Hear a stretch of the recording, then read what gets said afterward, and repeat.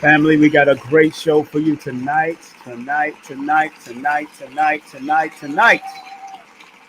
Oh man, I'm very excited about this show tonight. Very excited about this show tonight. So don't touch that dial. Of course, we got to run down some commercials. So we got to run down. So you have to run down some commercials. But this is going to be a great night tonight as we bring up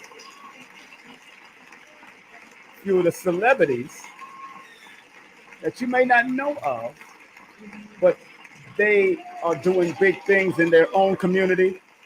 We're going to have Sinck the Comedian coming up and Melanin Bee, the laughologist and comedian, coming up momentarily. So don't touch that dial. Brother King Simon will be back after this. I want to thank all of y'all for tuning in and keeping it locked. Remember, tell a friend, tell a neighbor, tell some cousins, tell somebody. Coming now. Peace.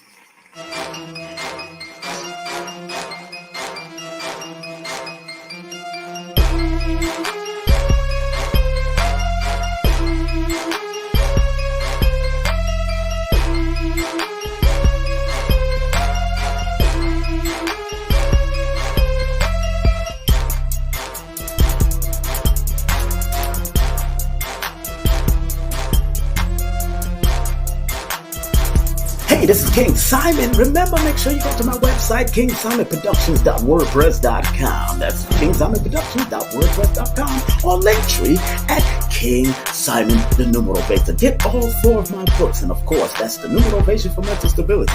Numbers are simple, people are complicated. Numbers are simple, children's health is important, and no promotion is bad promotion. Just spell my name right. Make sure you get them now on all my links. That's KingSimonProductions.wordpress.com. Go now.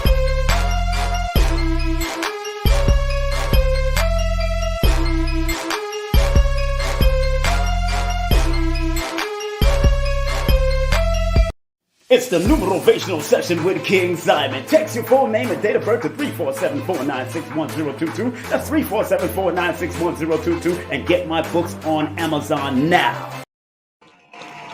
That's right. Get my books on Amazon now, family. You know what it is. You know what it is. You know what it is. Of course, let me show you all of my books right now on Amazon. If you don't got it, you better get it. Of course, this is one of them, of course, Numerovation, but you can book a session, text your full name and date of birth to 347-496-1022. Don't forget, this is also the books. These are also the books, of course, Linktree/King Simon, the Numerovator, and this is on sale on Amazon right now. Don't forget that. All, like I said, we got a great show for you coming up at the top of the hour, so don't you move a muscle. Don't you move a muscle. Tell a friend, tell a neighbor, tell some cousins. We got things going on. And, of course, don't forget this coming next Wednesday, and I might have something coming up this coming Wednesday. Let me look at my calendar. Did I book that? I'm looking to bring on somebody this coming Sunday. Let me make sure I'm not out of town. I'm not bouncing around nowhere. That wasn't confirmed, so that's been moved. Let me erase that. I'll make sure I erase that. But I'm looking to bring somebody special on this Sunday, but in between time, this is going to be a double header coming up. This beautiful sister's coming on. I call her the Mac. The Airshot Mac is coming in. She's an artist, author, former actress, and she's going to be in the building live and direct. Let me put some music behind me right now. I need some music. There we go. We need some music right now. There it is. Gonna put some music behind me while we run down these commercials. That same evening, from 7 o'clock to 8 o'clock, this interview is going to happen. And then from 9 o'clock to 10 o'clock, Kesia L. Jones is going to be in there, personal coach, acting coach, entrepreneur. She'll be in the building also. Don't forget, on the 23rd, October 23rd, we have the one, the only Grandmaster Lumumba Hernandez, and a special guest, one of his students, and one of the people that honors Dr. Moses Powell's legacy, the one, the only Abdul Hakim. They're going to be right here. And don't forget, if you're in town, anytime you're in town in Atlanta, Georgia, or in the Buckhead section, make sure you go to Royal Chambers. Royal Chambers is located at 49 Bennett. That's 49 Bennett Street, Northwest. So make sure you go there and check out Blue and Red in the building. And don't forget, if you want to go out and hang out with Baba Ashra Kwesi, who did a wonderful job, him and his beautiful daughter did a wonderful job, and Brother Red Pill did a wonderful job. But if you want to go on tour with them to either Egypt, from Cairo to Nubia. I think he also has Ethiopian tours. Make sure you text him or call him right now. Call Baba Ashra Kwesi. That's the student of Dr. Ben. Call him at 214-371-0206. That's 214-371-0206, and tell the Kwesi family that Brother King Simon sent you, all right? All big up to the new up-and-coming author, journalist, and writer, activist, the one, the only Majida Majade. Big up to her. Make sure you hit her up, email her if you want her to do any work for you, all right? And don't forget, my brother has a new book. Joshua Selden has a new book out. It's called I Am. That's right. I Am. Make sure you support this book. It's a new book on the market. Here's the website. That's IamPublishing.com. That's IamPublishing.com. And hit him up also on his IG at IamPublishing or YoungGod_235. And his TikTok is IamPublishing also. So make sure you support that new sponsor that's right here with me. And don't forget, Ankara. Ooh, this is going to be an African fashion show. I see my brother behind in the back scene, so big up to Sinck. He's back there right now. But don't forget, Ankara Fashion Show is going to be on Saturday, October 22nd, where you're going to see a lot of African Americans. You're going to see a lot of African women coming in to do their thing. Oh, yes, that's going to be in South Florida. I might be down there because I like to enjoy African and African American women. Oh, my God, yes, I am a full man.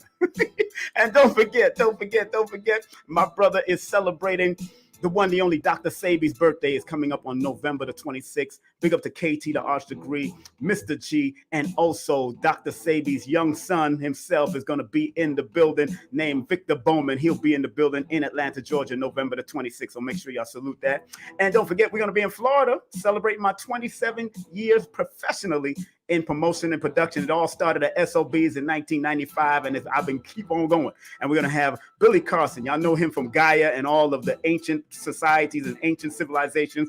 That man is going to be there. Ellison Nedra, Dina Divine, Joshua Sarau. It's called the Cosmic Alignment and Enhancement Meta Shop. That's going to be big, all right? Don't forget, and as a matter of fact, today is Dina Divine's birthday. So happy birthday to Dina Divine. Today is her birthday. Make sure you go to her website. This is one of her websites, teesandtings.com. That's teesandtings.com. Support her. She has statement tees for vegan. If you're a vegan or vegetarian, make sure you get some of these t-shirts, all right? And don't forget one of my teachers, Lloyd Strayhorn. Make sure you hit him up at lloyd-strayhorn.com. That's lloyd-strayhorn.com. Right now, he's on with Dougie Fresh. I guess they're about to come off at 8 o'clock. He's going to be coming over here. So Dougie Fresh is on with Lloyd Strayhorn on his show right now. So big up to Lloyd Strayhorn, have Dougie Fresh. Don't forget, if you want to take my online classes, that's at udemy.com. Udemy.com. It is now the highest rated class on Udemy right now. Numerovation Introduction. Go to the introductory course, Numerovation, for, of course, mental stability is the name of the book, but we're going to be talking about and teaching you how to do it yourself. Don't forget, if you want the full course meal, it's 8 hours raw, uncut. That's all you have to do is pay that $333. It's $333 for that. Next year is going up, so stop playing, man. Yesterday's price is not today's price, son. I'm trying to tell y'all people what it's all about. And don't forget, big up to the one, the only Etoy. She's the co-producer of this particular course, and Etoy and I are doing a pre-recorded 10 minutes and 10 seconds from each of us. For anyone who wants to book that session, they got to text me their first name and their birthday, and then we can break it down and do what we got to do. 347-496-1022. Again, if you want to book that session with me, that full name and date of birth, 347-496-1022. Don't forget, these are my books on sale right now. That's Numerovation for Mental Stability. These other books are also on sale. These are my books also. Go to my link tree. You could go to it real fast. Linktree/King Simon the Numerator. That's Linktree/King Simon the Numerator. And I'm celebrating 10 years of this particular book. This book has been out. This was my first book that I ever wrote. Tribute to Frankie Crocker, because Frankie Crocker was the man who came up with this saying, no promotion is bad promotion, just spell my name right. I remixed it and said, no promotion is bad promotion, and all publicity is good publicity, just spell my name right. And all publicity is good publicity is from the one, the only Eazy-E from, of course, NWA. If you do want to book a session again, text me your full name and date of birth to 347-496-1022. That's how we do it. This is how we going to be. Now, let me turn down the music because I got to always got to make sure you watch your six. Like in the military, they say, watch your six, watch your back. Content disclaimer. The views, comments, and opinions expressed by guest speakers or authors on this YouTube channel do not necessarily reflect or represent the views and opinions held by this channel's broadcasters and its sponsors. Parental guidance is advised. And copyright disclaimer under Section 107 of Copyright Act of 1976. Allowance is made for fair use for purposes such as criticism, comments, news reporting, teaching, scholarship, education, and research. Fair use is a use permitted by copyright statute that might otherwise be infringing. Family, are you ready to have me on before I bring on my guest? I don't know if y'all ready to have me on. Hold on one second. Let me make sure the lights are on. Everything is working. Okay, yeah. I'm ready, man. My dress, my wig is tight. All right, just want to make sure my wig tight. We'll make sure the wig is tight before I come on. And let's get these rounds of applause coming on before I bring on my first guest. And of course, here we go. I'm coming in, family. I am coming in. I'm coming in. What up? No. That's a Detroit saying. What up? No.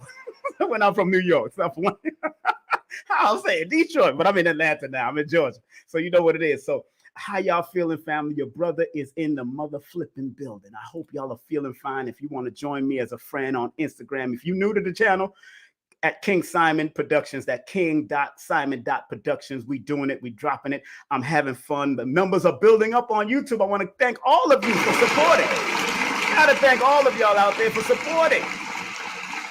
Those are my applause. I pay them. It's not like comedy shows. We got to work for our applause. I pay these.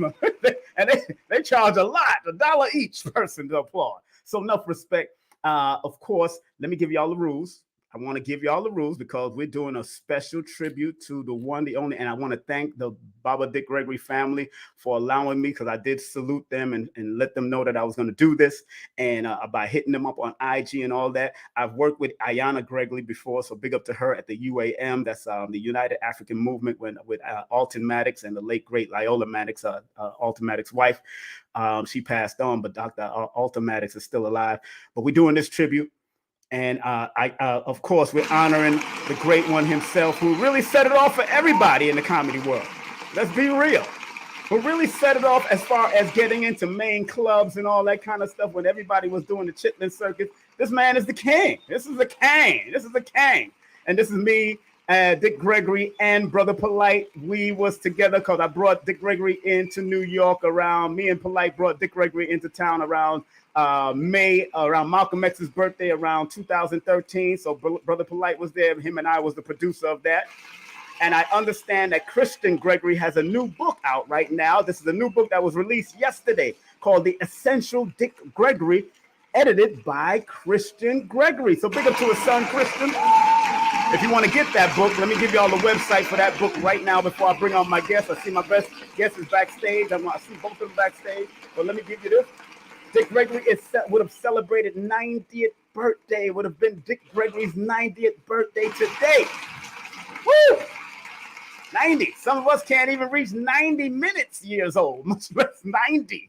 Oh, man. So I'm honored. I'm just honored. I'm going to be showing you some of his websites and all of that. I want to make sure people understand that this brother has been very important to me and many others. Every time I brought him into New York once, but I've seen him numerous times, and I always took security posts because remember, I'm formerly of the Nation of Islam, inactive right now, but at the time, because I was taught by people like Dr. Khalid Abdul Muhammad, Minister Farrakhan, and all these people, always was taught to take posts for our elders. Anytime they come into town, I take posts. I don't sit down. I let women sit down. Men, we take posts, take over, and make sure. And that's how we was taught, to be able to take over things and follow protocol. You know. And one of our main thing was take charge of this post and all temple property in view. That was one of our main general orders in the Nation of Islam. Take charge of this post and all temple property in view. And I'm proud to say I've been around Dick Gregory and done security around him numerous times. He is the king to me. He's one of my kings. He's one of the kings, like I said. You see me smiling and grinning right there. It was just, I was so happy to be around him. You know what I'm saying? Without further ado, I want to bring on ladies first before I bring on one of the friends that I've been close to, brother Sinck, but I want to bring on this beautiful sister that I've met online. And this sister's a beautiful Leo spirit. You know what I'm saying? She's a beautiful Leo spirit. Lord have mercy. She'll make you tickle pink, although we black as hell. She make us tickle pink. This is her website, just in case. www.HolisticallyHEALarious is her website. This is all her information from TikTok to FB to Instagram. I mean, Venmo. She want all the money from your ass. Let's give her deserve a round of applause. She is a Leo. So let's welcome the one, the only Melanin Bee, the laughologist in the building.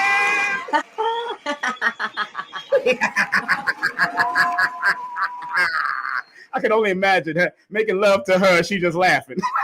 So, am I doing it right? What's going on here? Why is she laughing at me? What's up, baby? How you doing, beautiful? Vibrating high, divinely guided and optimistic. You're damn right. That's what we all doing here. We are optimistic. I'm proud of your work, girl. You're doing some great work. Of course, you got cards out. I'm looking. Matter of fact, thank you for sending me the link. I'm making my own cards up, and I'm waiting for your cards to come in the mail. All of that is good. So that's what I'm talking about. Actually, I sent it to my son because he needs to laugh a little more. So, but I'm so honored. And where you living now? Where are you living and where are you staying at? I'm in California. Oh, you in Cali? Give that a round of applause. Cali in the building. But hold on, Melanie. I got to bring on my partner, one of my vibes. This brother know me since I was young because him and my cousin used to play ball when I was young. I was one of those little whippersnapper knuckleheads when I was like 6 years old. These guys, 6 and 8 years old, these guys were playing ball, doing their thing. I want to welcome one of my dear friends for many, many, many, many, many years. Everybody calls him Sinck, but he's known as Robert Sinclair. Matter of fact, my cousin was one of the first. Him and Greg Winters was one of the first to record him on his first comedy show. I want to welcome my brother, the one, the only Sinck the Comedian. What's up, Sinck, baby? What's good, family? How you doing, Mel? What's up, Sinck? That's Melanin. That's Melanin. Yeah. How's everything? Oh, we good, man. Look good. We good. You know, I had to bring on the lady first. You know, she looking all nice and chocolate. We got all the chocolate in the building. We just pure chocolate. Yeah, this is a Hershey 100% show, baby. You damn right it's a Hershey show. I don't put on no vanilla. Stop playing. First of all, Sinck, how you doing? How's the family, my brother? Man, listen, we are blessed. Everybody is doing well. Particularly Pops, 92 down in Florida. Oh, yes. He's in Florida? Good, yeah, good. Still got his wits about him, still talking trash when he wants to. Mm-hmm. He be a John. He be a John.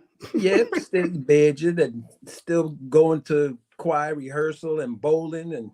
And he was driving up until about last year. We had to take the keys from him because he had just eaten and he couldn't control the itis and drifted into a parked car. So we was like, okay, that's enough of that. Not Pops. Oh, no. Jesus Christ.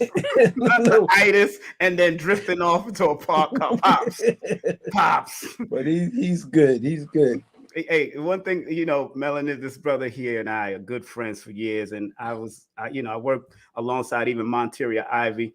But it's watching. I just want one day, I hope y'all all connect when you go to California or whatever, and you come back to New York, or, you know, because she does comedy also. She's not just a laughologist, but she needs to come and do one of your rooms and all that when she come to New York and have some fun. You know what I'm saying? Or you go to her room. It would be my pleasure. Man, she's a wonderful spirit, this sister is, and I'm honored to have met her online. But I wanted both of y'all on because this great brother here, man, he influenced even not just comedians, but people around the world through health, through activism, through comedy, through just doing the elders' work, the work that he's been doing. And before we even talk about that, I just want to play a clip from Baba Dick Gregory real quick, if y'all don't mind. If y'all don't mind, let me play a clip from Baba Dick Gregory real quick as one of the older clips from back in the day. I'm going to find that right now. I'm going to share screen and I'm going to make sure we play that clip right here and right now, family. I'm going to share screen. This is old school Dick Gregory back in the day. If you don't know, now you know. Watch this. You know, I feel so sorry for Willie. I hate to see any baseball player having troubles. But that's a great sport for my people. That is the only sport in the world where a Negro can shake a stick at a white man and won't start no riot.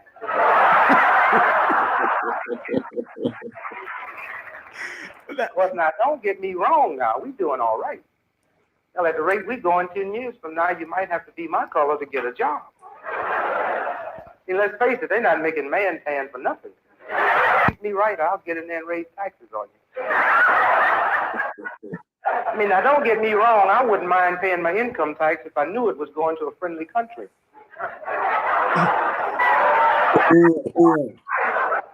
And we have a lot of racial prejudice up north, but we're so clever with it.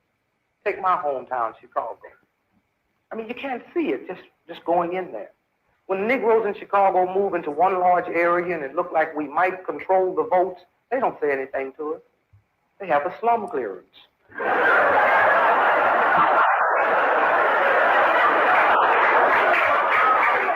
You do the same thing on the West Coast, but you call it freeways.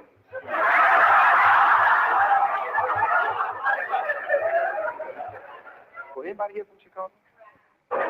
Where do you live in Chicago? South side. Whereabouts? North side? Lawrence, yeah. How long you been away? 7 years. You're in a hell of a surprise if you ever go back. My brother just moved in there.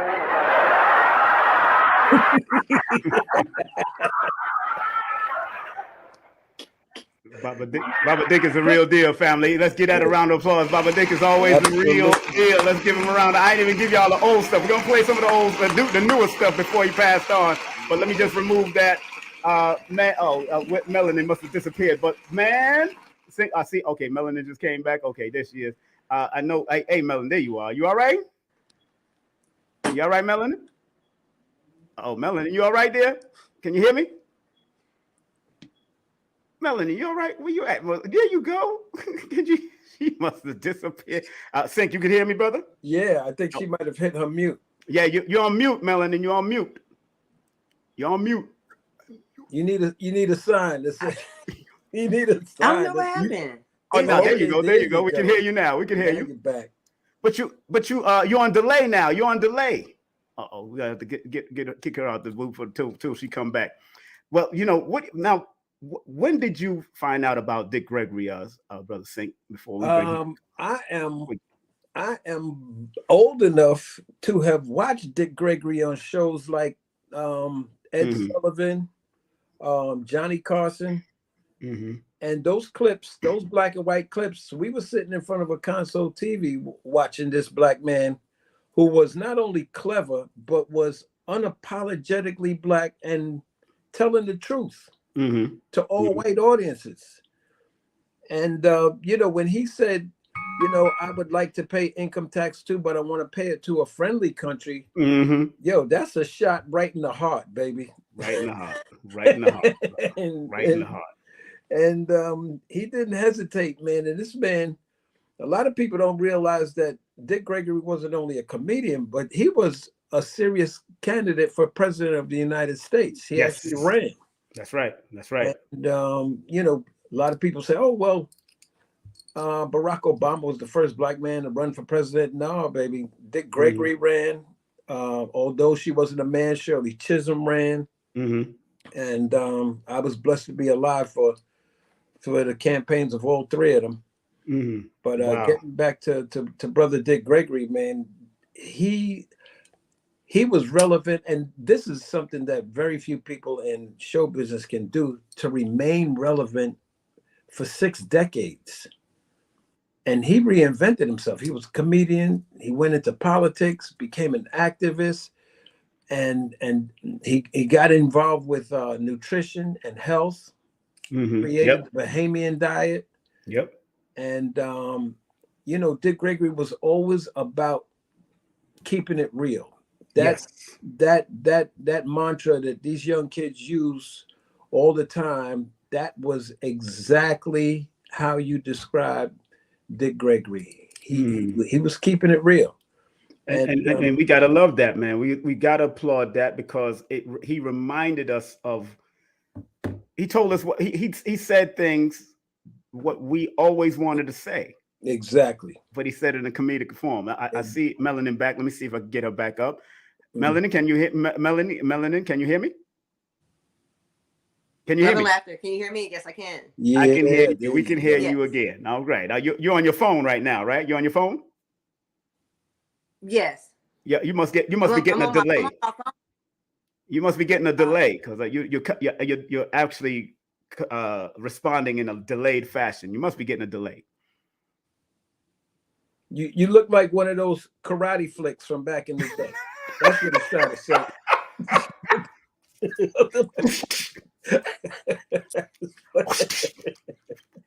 I told you.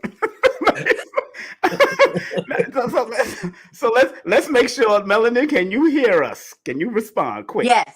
There you go. You got it. There you go. Give that a round of applause. All right. Now we was busy talking about and reminiscing of when he found out about, my brother Sinck found out about Dick Gregory. I want you, and we'll be bouncing back and forth. When did you find out about Dick Gregory, and what was so inspiration about Dick Gregory to you, my sister? Go ahead. 2016, when I first entered into my consciousness, and I started changing my be more healthier, and I was still hilarious. I've always been funny, and I knew that it was a gift to be able to regurgitate this knowledge in a form that was humorous and entertaining to people, to help them to learn without feeling so attacked. And I was asking Spirit, Ancestors, to send me somebody who had been doing this, because I kind of honestly thought I was on to something new, to keep it just real, because I'm from Nebraska, where it was, it's new. Nebraska? Then, yeah. There black folks in Nebraska? Don't you scare me. I took it all with me when I left. It's right here now in front of you. Go ahead. I'm sorry. Go ahead. When I see him, I was like, oh my God, he's been doing this forever. And it just really was so refreshing to my soul. And then I used to just keep on my loudspeaker all day for 4 or 5 months. While I was cooking, cleaning, my mom was listening. Beautiful. So yeah, he has played a major role on my journey.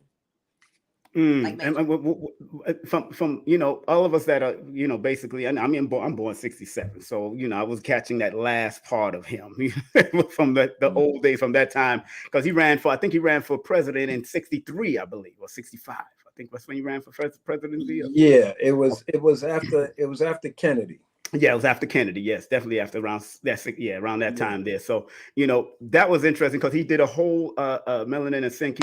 He did a whole. I have the DVD. I have the CD, and of him doing what he did, and that is what's so interesting. And he really triggered something in many comedians around the world. And he was, as we all know, that he was one of the first to get into those major white rooms. You remember that? Exactly. It was Who was the one that he was at the Playboy Mansion? Yes, Playboy Mansion. It was Hugh Hefner, the freak himself, that allowed him on the stage. The 80-year-old pimp, 90-year-old pimp that he was. Exactly. So now I don't think a lot of the young comedians nowadays, and I want to hear both of your perspectives, don't realize how powerful that was back in those days, to be allowed into a major room. Everybody had to play the Chitlin circuit back in the day and do their thing and be under if they had to do something in a major quote unquote room, they had to go through the back, and it couldn't come through the front and all that. What would you say, and from both perspectives, what would you say to these young people that are getting into the comedy world and have not really studied the history? What would you say to them, and what do you think they should be doing right now, as far as being young comedians and trying to get and understand this craft? Because it's not an easy craft, getting on that stage and making people laugh. Please know that. Go ahead, brother. Let's start with you, Sinck. I think she fell off again.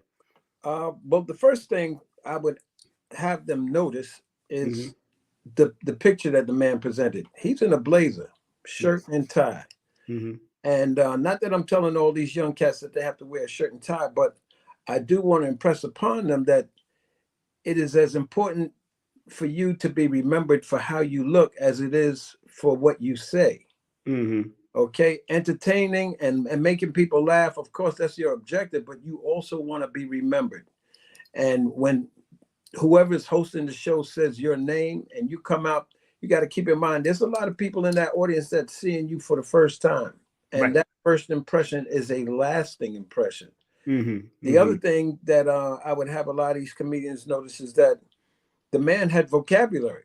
Yes. And that was at a time when you couldn't use a lot of the language that we're free to use on stage and even on recordings now.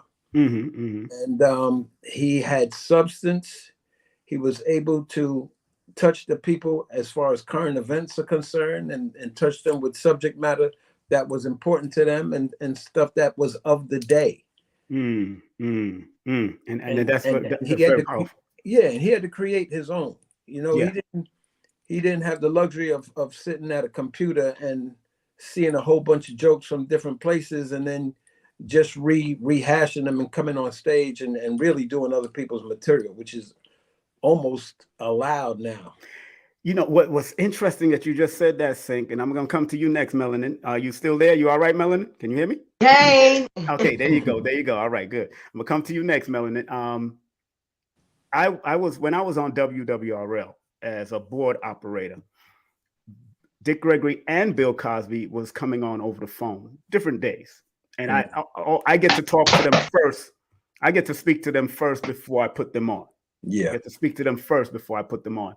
So I asked Dick Gregory, I said, what makes a good comedian? And he says, reading. Check this out. No, check this out. I asked Bill Cosby, what makes a good comedian? The next week when he came on, he said the same thing.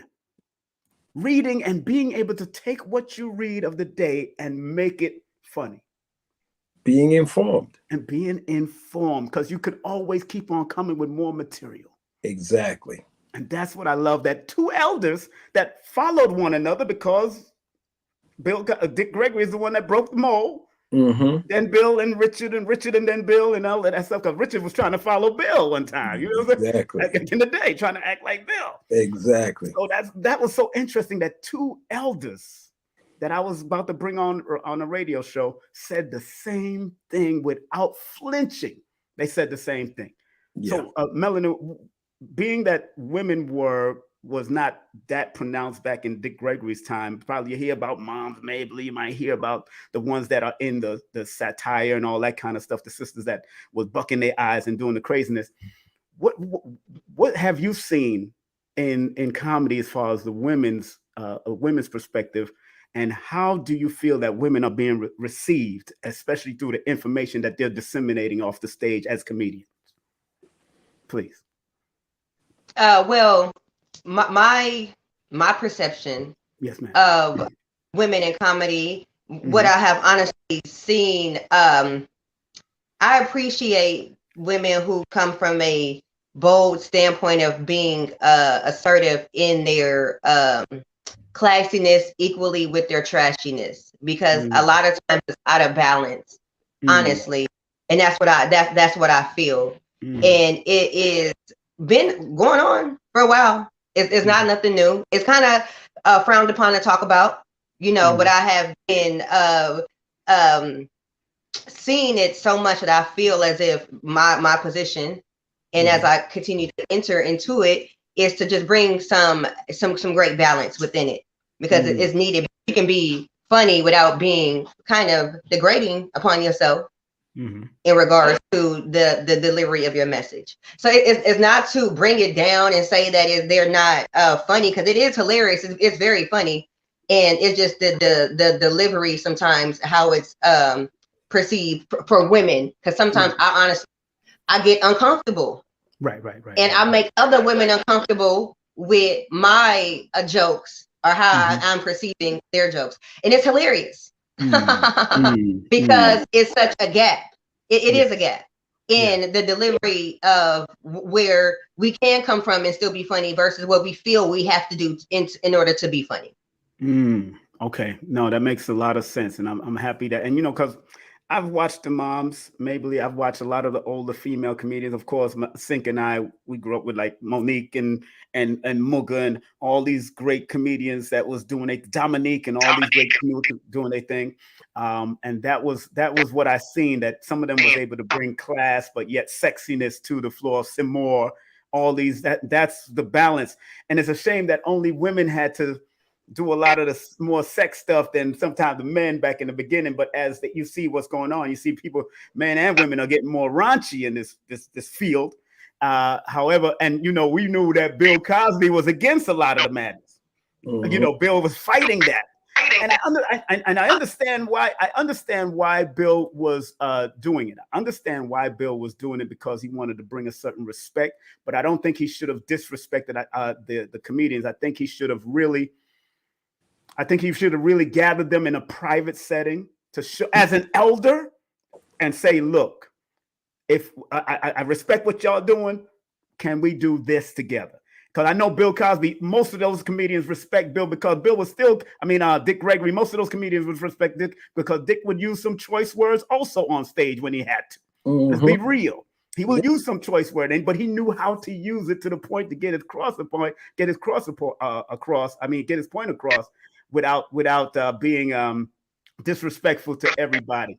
Because I've had him, like I said, he's doing a conscious lecture, but yet he's putting the puns and the jokes right in between the consciousness.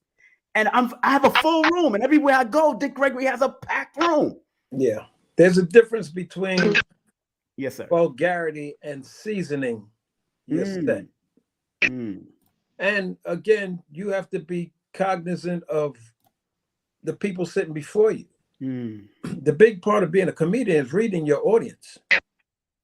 Okay, you could catch me one night where I'm doing the set at Caroline's, and you're like, oh man, I can't bring this man to my church.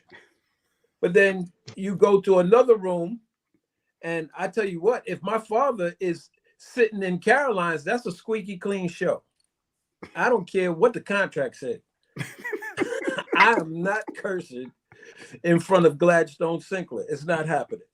Okay, because I don't want them to see this 90-year-old man walk from his seat and come up and kick you in your face, slap me with the backhand and leave his college ring imprint on my forehead. Exactly. But that's an exaggeration. Not that my father would do it, but I just have that type of respect. Yes. Whereas I can't even bring myself to use foul language in front of that man. So. It's not going to happen. But in the world that we live in, you have to read your audience. Yes. You have to know where it's appropriate and where it's not. And you have to understand that what your limitations are. Now, unfortunately, there's a double standard. Yes. For everything. Women have to come from a different direction because they're going to be perceived differently if they do the exact same thing that we do. They're not going to get the same response. And it's only recently they really have been welcomed to be assertive. One of the sisters that comes to mind right off the top is Adele Givens. Yes. And her byline was, I'm such a effing lady. Yes. But her whole thing was, yeah, I'm going to be a lady, but I'm going to flavor this for you. Exactly. And let you have it. And I respect all the sisters, but I am aware that sisters also got to worry about how they look, their appearance. Because good-looking sisters are going to be perceived differently or women, I should say, are going to be perceived differently if they're good-looking or if they're not so attractive. I've worked with Tiffany Haddish, who I admire, and I'm very happy for her success. But I think stand-up is probably the weakest part of Tiffany Haddish's portfolio. She's an amazing comic actress. She can even do serious parts. If you ever caught her on Last OG, there are some real serious scenes in that series, and she brings what needs to be brought to those lines and that character. And her stand-up is the one part where she could be a beast today, and you have to watch out and hope that she doesn't get booed off the stage tomorrow. So if she tightens that up, and I'm sure that she has with all the people that she has in her corner. I haven't seen her live in a minute. We were both down in Florida for the Black Enterprise Golf and Tennis Weekend, and Anthony Anderson was hosting that. And those are Black CEOs Yes. Heads of companies, you know, Earl Graves, the Of course. man that he is, Mm-hmm. shaking hands with numerous presidents and what have you, and heads of state throughout the world. And she really attacked it like she was in a regular comedy club in Cali someplace or on Def Comedy Jam. And it just wasn't well received. It wasn't well received But by those. yeah, these are learning steps. Yes. Right. And this is long before Girl Strip. This is long before most people even knew who she was. Mm-hmm. So you know, it's a learning curve for all of us, but women do have extra steps that they have to take simply because of the society that we live in. It's a double standard. Yes. And you know, I know you're a seasoned veteran in this, brother. How long you been doing comedy before I go back to you, Melanin? Next month will make 30 years for me. 30 years. Get that a round of applause, man. Man, that has been a marriage with you, bro. Yes, we know indeed. each other for a long time. You know, shoot, I'm 55, sir. You know, Exactly. And Melanin, you heard what brother says from a brother's point of view in this. We've been in it for a while. How long have you been doing comedy and your laughologist and everything that you've been doing all together? Well, I did stand up in 2018. That's when I kind of started. Yes. And I haven't really been deep into stand up as I have been into my laughology, into doing my laugh yoga. But, you know, from my brief experiences doing stand up, you know, I know I'm hella funny. I'm very hilarious. Like, I'm not even going to lie. I'm grateful for the gift of gab and be able to delegate this hilarious assignment the way that I do. And I really do give thanks to Baba D. Gregory for doing that. And just paving the way to show me that it can be done. And so, but what I've noticed though, that it is, it's hard for women that are really funny as well on stage, because if I ran into a lot of male comics that are more known than me and they steal a lot of my jokes. And like as soon as I go off stage, every male comedian after me is piggybacking off my jokes. And it's hilarious, but it shows me though too that when I really do put 2 feet down, 2 feet in the door, I'm going to just really kill it. But second of all, that we are competition. We just need to just really step it up a little bit more and to just assert our power in a different angle, because really, we are funny. Like we bring it. It's just because that made me just really realize, like, what I'm saying, wow. But then also, it is a way of coming into the game now you don't have to experience certain things, like you were saying in the beginning about having to do certain shows, the chicken circulate and things like that. I've been able to be in areas and spaces where I was in front of, it was Marlon Wayans and Damon Wayans and oh my goodness, well I can't remember his Tommy Davidson for my birthday in 2019 for my birthday, somebody mentioned my name in the room and I got to comedy that night in front of all of them. I bombed. Wow. I'm not gonna lie, because I was so nervous. But of course, the fact that I was mentioned, I bombed. I was shaking like a leaf in the fall, just holding the mic, like it was. But I was only female too, so it was pressure. But they knew I was funny, and conveying my jokes through on stand-up was something I hadn't mastered yet, because that's the thing that a lot of Insta comedians do. That's why they bomb on stage, because it'd be so cringeworthy to watch. To keep it 100, it's like stay in TikTok, stay in your lane before you get out here and try to get on stage, and then you're gonna get booed, and you're gonna lose money and your confidence because you got into a lane you wasn't really ready for. Because it's a different type of funny. Because like you said, it's so true. You're doing voiceovers. You're basically a karaoke comedian. Right. Karaoke. So how are you a karaoke comedian trying to be up here with seasoned veterans who've been doing this? You don't even have cadence. You don't have rhythm. All you have is TikTok and voiceovers. So, I had to really pull back too and realize that no matter how gifted I am, I still need to learn certain things and take it with ease and grace and be appreciative of the art of what it is to be a comedian, because it's very much powerful and it's healing. And I respect that what you just said, because I remember Monty put me on stage, right? and it was really like by default, because Monty was supposed to host this show that we had produced at Temptations, and he didn't show up because he had another gig. So I had to get on stage and get this packed house until the next comedian, whoever showed up. And I was good, but I was like a comedic host. But like she said, I was nervous because it is not doing the stage from that perspective, because I'm an MC, a comical MC as far as bringing on acts and doing all that kind of stuff from SOBs, Urban Plaza, and all these Madison Square Garden. I've done all of that. I'm not afraid of the show. But when it comes to having to try to make people laugh, that is a gift. It is a craft that people need to respect. And whether you're on TikTok or Instagram and all that, one thing I like about Major Hype, he's been doing a lot of that stuff. And I've worked with him on radio stations before. He's been doing a lot of that stuff on radio, but I was glad that he was able to translate a lot of that into stand-up, because he was always funny, but finally he's gotten himself to a certain level to be funny and produce his own shows. And I'm glad that you said that about the TikTok and the IG people, because even I don't know how Dick Gregory would felt about them now, but I know he would always probably give them advice.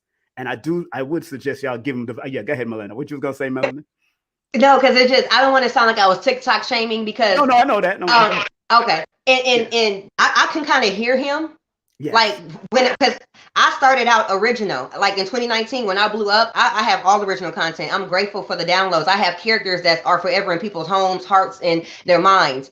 And when TikTok came along, I was like, I felt like I had to convert into what was now being popular. And then it happened that I blew up like that, because it was part of the purpose as well. But it's like, for people who are original creators to feel that they have to convert to also keep up with what's going on, it could be kind of like, you know, a dent to your craft a little bit. You know what I'm saying? So you can get, then you realize like, oh my God, you can go viral fast on TikTok. I got several videos with millions of views on TikTok, and they're not even with me doing the voiceovers. They're all original and me just laughing. So you know, so it's also about like making sure you still stick to your originality and not give in.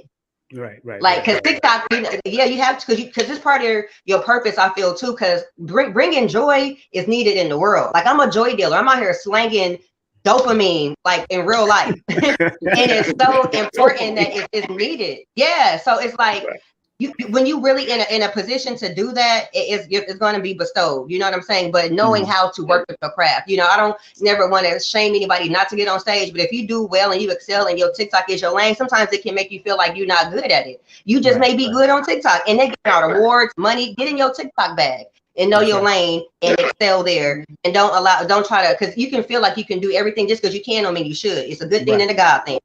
So I learned that too. And I feel like some people do well with TikTok, and it's funny, and that's the joy that people need as well. No, that's respectful. That's respectful. Thank you very much for that, for clarifying. I know you wasn't hating on them. They should do their thing. You're right. I'll get on stage, but if to do a full, I probably got a good 5 to 10 minutes right now. but if I learn to tell stories, I got a good amount of time, because I know stories. I have stories, especially in the reggae world and in the conscious world. I definitely got some stories, and I'm gonna have to talk to both of y'all to get myself back on there, because I really want to do more conscious stuff to help people get through a lot of the madness that's going on in the conscious community. And because there's a lot of people that's either hurting themselves or people revealing themselves. A lot of suicide is happening all over the world. And comedy, thanks to people like Dick Gregory and family, if you're just tuning in, we have Melanin Bee and we have our brother Sinck, the comedian from out of New York, strong from out of New York. Sinck does a lot of stuff in New York. Let me just shout out their websites and all that. I think you don't have a website yet, huh? You stopped the website. You ain't doing that no more. What's going on? Yeah. Well, my manager, Edward Smalls IV, used to have a website called Fourth and Goal. Fourth and Goal. Okay. Yeah, and he has really been pulled to do a lot of other things. He's a major man in security, and he has a lot of other different endeavors that he's tied up in, so he had to relax that for a while. Okay. But you can still catch the flyers for all virtually everything that I'm doing is on IG. Right, on IG. That's Sinck flyers. Boogie. That's Sinck Boogie at IG. You got Robert Sinclair on Facebook, and of course your email is Sinck2grand at Yahoo. Right, they can contact you via email. That's one. And of course Melanin got her whole thing going now. Melanin, she's a therapist. She's a laugh therapist. She helped to heal people through laughter. So that's good. And I tell a lot of comedians they should learn to translate to create other businesses around what they do. You know, I've always told Sinck or any one of them to write a book or something. It's always good to create, you know, Sinck as much as Sinck says old school, I'm old school, he should have had a t-shirt that says I'm old school. That t-shirt should have been out on the street. I'm old school. With that hat and that look. I got something even more powerful than a t-shirt. I still got a beeper. And then you put the beeper on the t-shirt. Put the beeper on the t-shirt. I'm old school. Do you know what this is, young man? The beeper. He said I got word of mouth. He got word of mouth. Exactly. He got damn pigeon with a damn message on it. He got a bottle with a note. That's old school. That's old school. Don't forget the pigeon, though. Don't forget the pigeon. He got the bird. He talking about send the message. Yeah, I was watching that movie. I was watching the movie C, and that's what they was doing. Send the message through pigeons. I was like, damn, that's some old shit.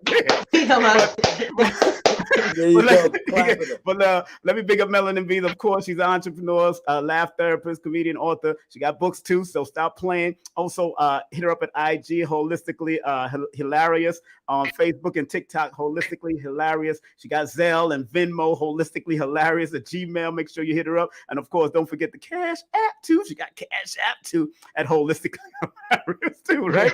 So, and don't forget her website. Please hit her up on her website. That's HolisticallyHEALarious.com. She got playing cards now. I don't have it yet because I sent it. Get your game. Laugh and stay out loud. Get your game, honey. This is my hilarious version of charades, honey. We laughing out loud. This is to help you induce laughter. A lot of people have a challenging time really tapping into their joy, you know, and it's important to utilize these as a healing modality, one laugh at a time, bringing families together. The highlight days are approaching. The highlight days. So get together with joy and have a good time. It's available on the website.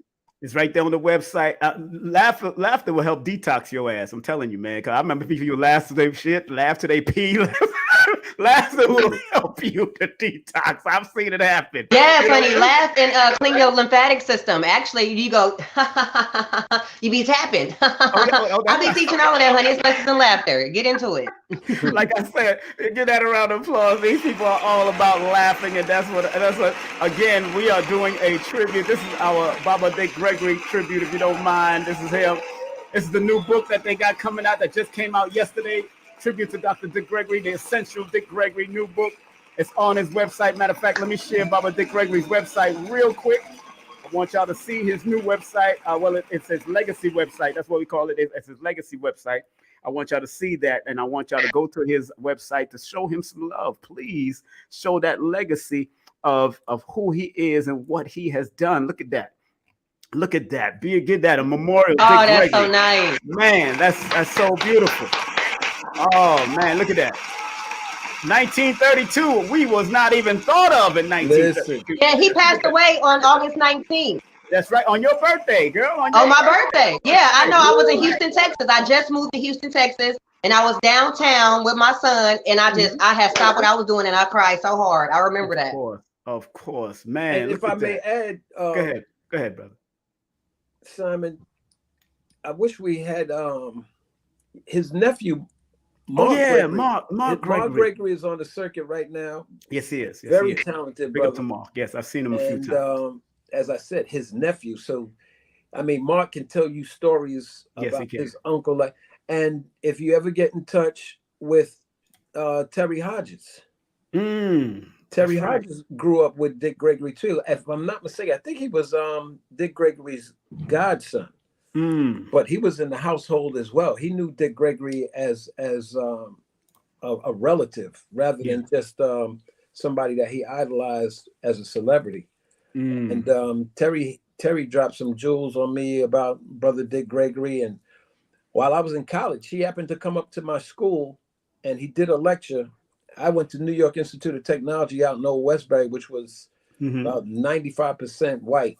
We had a tiny little community of brothers and sisters. I was on a football scholarship, And after we heard the lecture from Brother Gregory, me and two other teammates, we were heading to practice and we were running a little bit late. And our coach started to scream on us, who happened to be a white man. And we looked at him and we said, yo, we just came from the Dick Gregory lecture. We ain't having it today. He put his hands up and he just backed up out of our way. And you could see there was a difference in our whole demeanor, because Dick Gregory was an eye opener. Yes, he was. Okay, one of the things that I remembered from that lecture was he said that the problems with smoking cigarettes isn't from tobacco, because there are all types of society that roll their own cigarettes and they don't have the issues with cancer and the diseases that we get here because there's no nicotine in it. He said the nicotine is what is the addictive element and keeps you hooked on the cigarettes, and the chemical that keeps the paper burning. He said, you know, when you're all in your dorm rooms and you all rolling those other cigarettes that's made with the illegal tobacco, you got to keep relighting it. Yeah. He said, but regular manufactured cigarettes will burn themselves. And he opened our eyes to a lot of different things. And, you know, he was a man that I wouldn't be surprised if the United States government kept a tail on him. Oh, they did. He talked about that all the time. Yeah.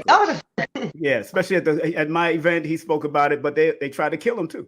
Yeah. Yeah, they tried to poison him. They tried to poison him. And he was able to beat that. That's why he would never eat from anyone, and he would only drink water throughout. He would only wait till he got home to his wife, Lily, and let's give her a round of applause. Give his wife a round of applause. Get home to his wife, Lily, and who he trusts her to cook his food only. Yeah. You know, as according to what he said. But he would always drink water. Just give me water. I mean, he brings his own water. And I totally get it. You know, I understand. Minister Farrakhan, bring his own water. Yeah. Well, they're marked men. Yes, exactly. And they have to do that if they're going to last. Because once you get complacent, when you're dealing that much truth, and you're unraveling a whole bunch of the propaganda and nonsense that we get fed daily, there's somebody sitting in a high office that says, you know what, we can't have this guy really talking to too many people, because he's waking up too many folks. Yes, he did. And Melanie, before we close out, I want you to share some of your what with the audience. Share with the audience what, especially those that are aspiring or inspiring to become comedians or do laughology or learn certain things on why it is important to laugh from your heart. What would you say to Dick Gregory if he was here, and what would you think he would say to the people? What would you think from your spirit? What would you think Dick Gregory would want to share to the people in 2022 going into 2023 and beyond from what you've studied about Baba Dick Gregory? Please. The message is your authentic self, who you are, is who you're always supposed to be. And when you show up as the best version of yourself, that's your true joy. Because anything else is fake. You can fake the laughter, but you can't fake the happiness. And that's one of my favorite sayings. And I feel like that's what I cultivate, what I got from him. You can fake the laughter, but you can't fake the happiness. And if you're not being true to yourself, you're not gonna really be joyful. And so whatever you're doing in life, make sure you're showing up authentically and flexing your joy muscle. And being joyful does not mean being a joke. It means having healthy boundaries. And anybody going into any field where you have to put yourself in front of people, be strong enough to take whatever you're giving, and it may not be how you're putting it out there. Especially if you're entering into an arena where you are edutaining people with the truth. And no matter how much coconut sugar or maple syrup or agave you put on it, it's still gonna sting a little bit because the truth hurts.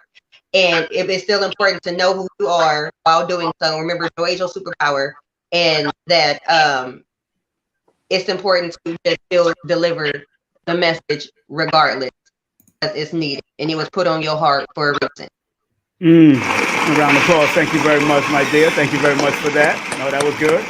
Sinck, that's the same question to you, brother, because you know you've been in it for a long time. You've also been in high schools and stuff, and you see what's going on.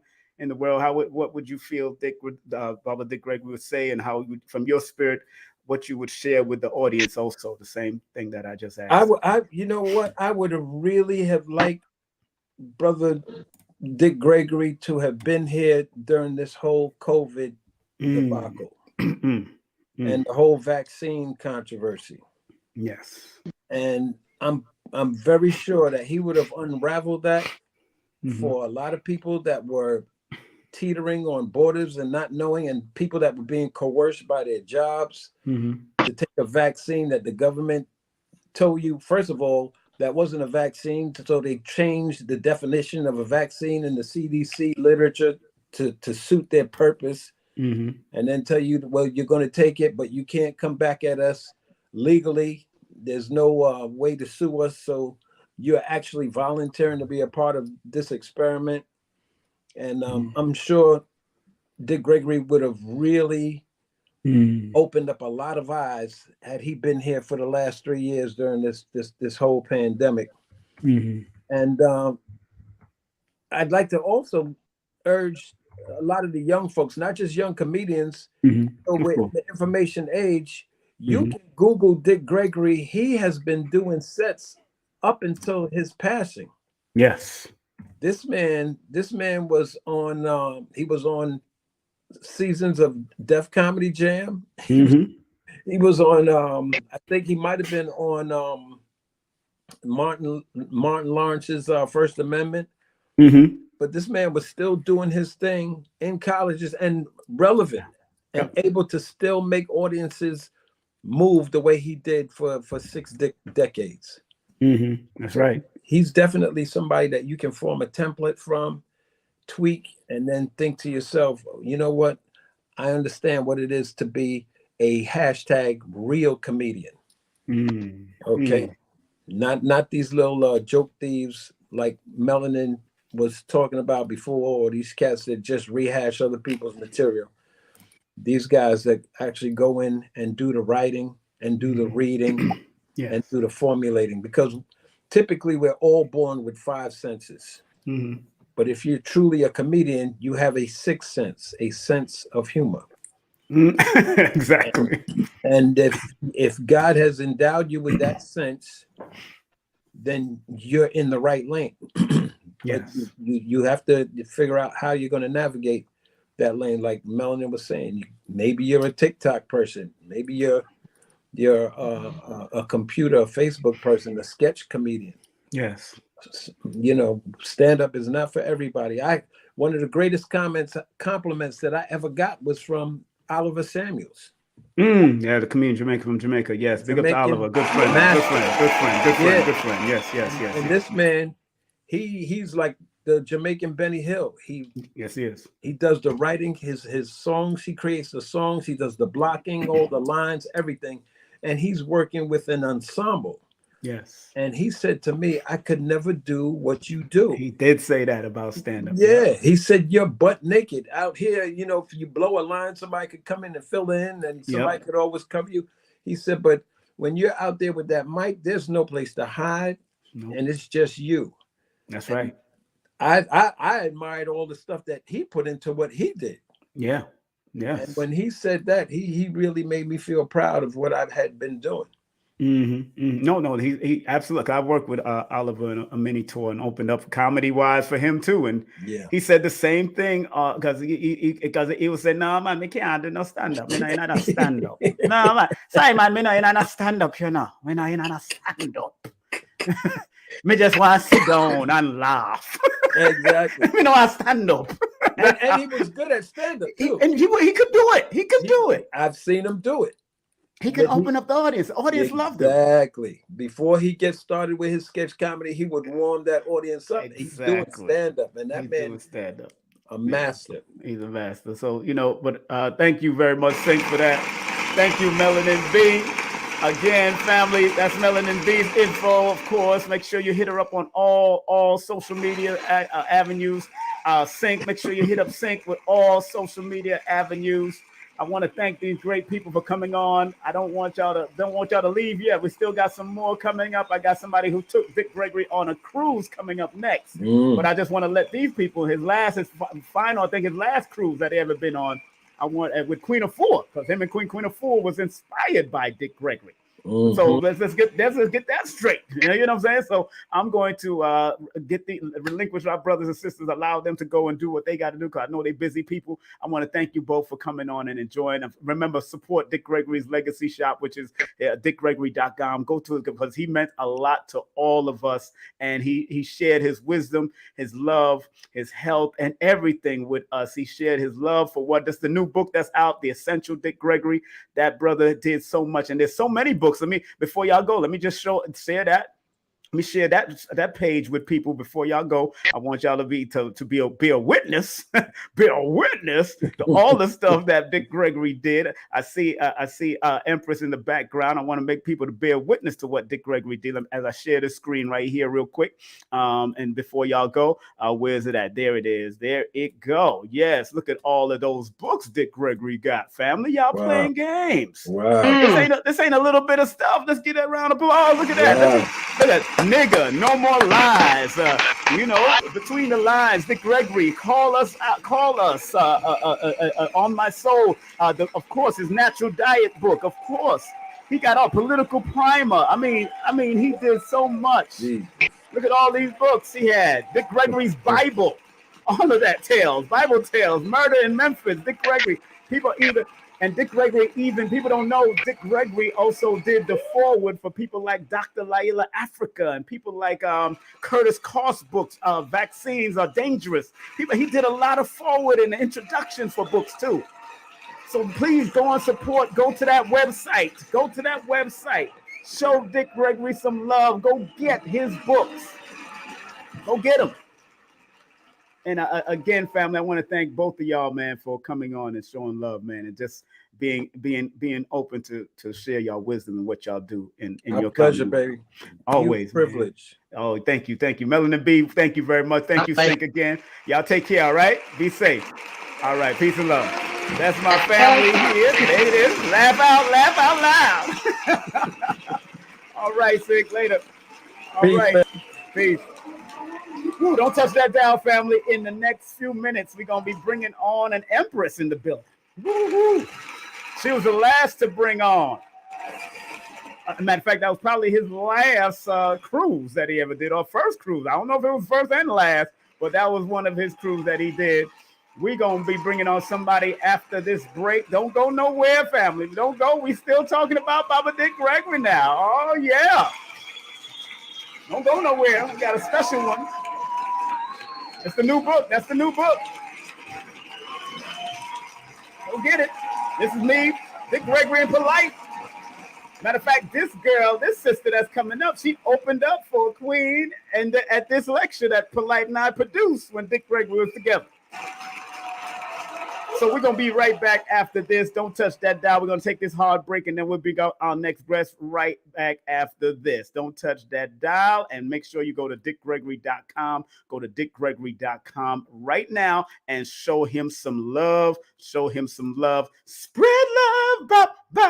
We'll be back after this. It's the numerational session with King Simon. Text your full name and date of birth to 347-496-1022. That's 347-496-1022. And get my books on Amazon now.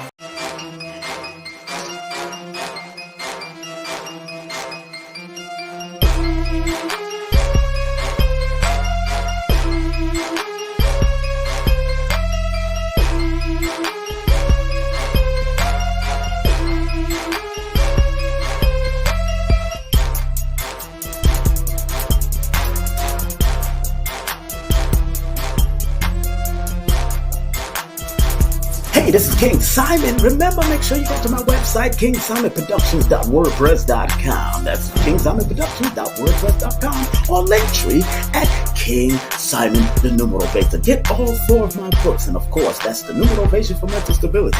Numbers are simple, people are complicated. Number are simple, children's health is important, and no promotion is bad promotion. Just spell my name right. Make sure you get them now on all my links. That's KingSimonProductions.wordpress.com. Go now.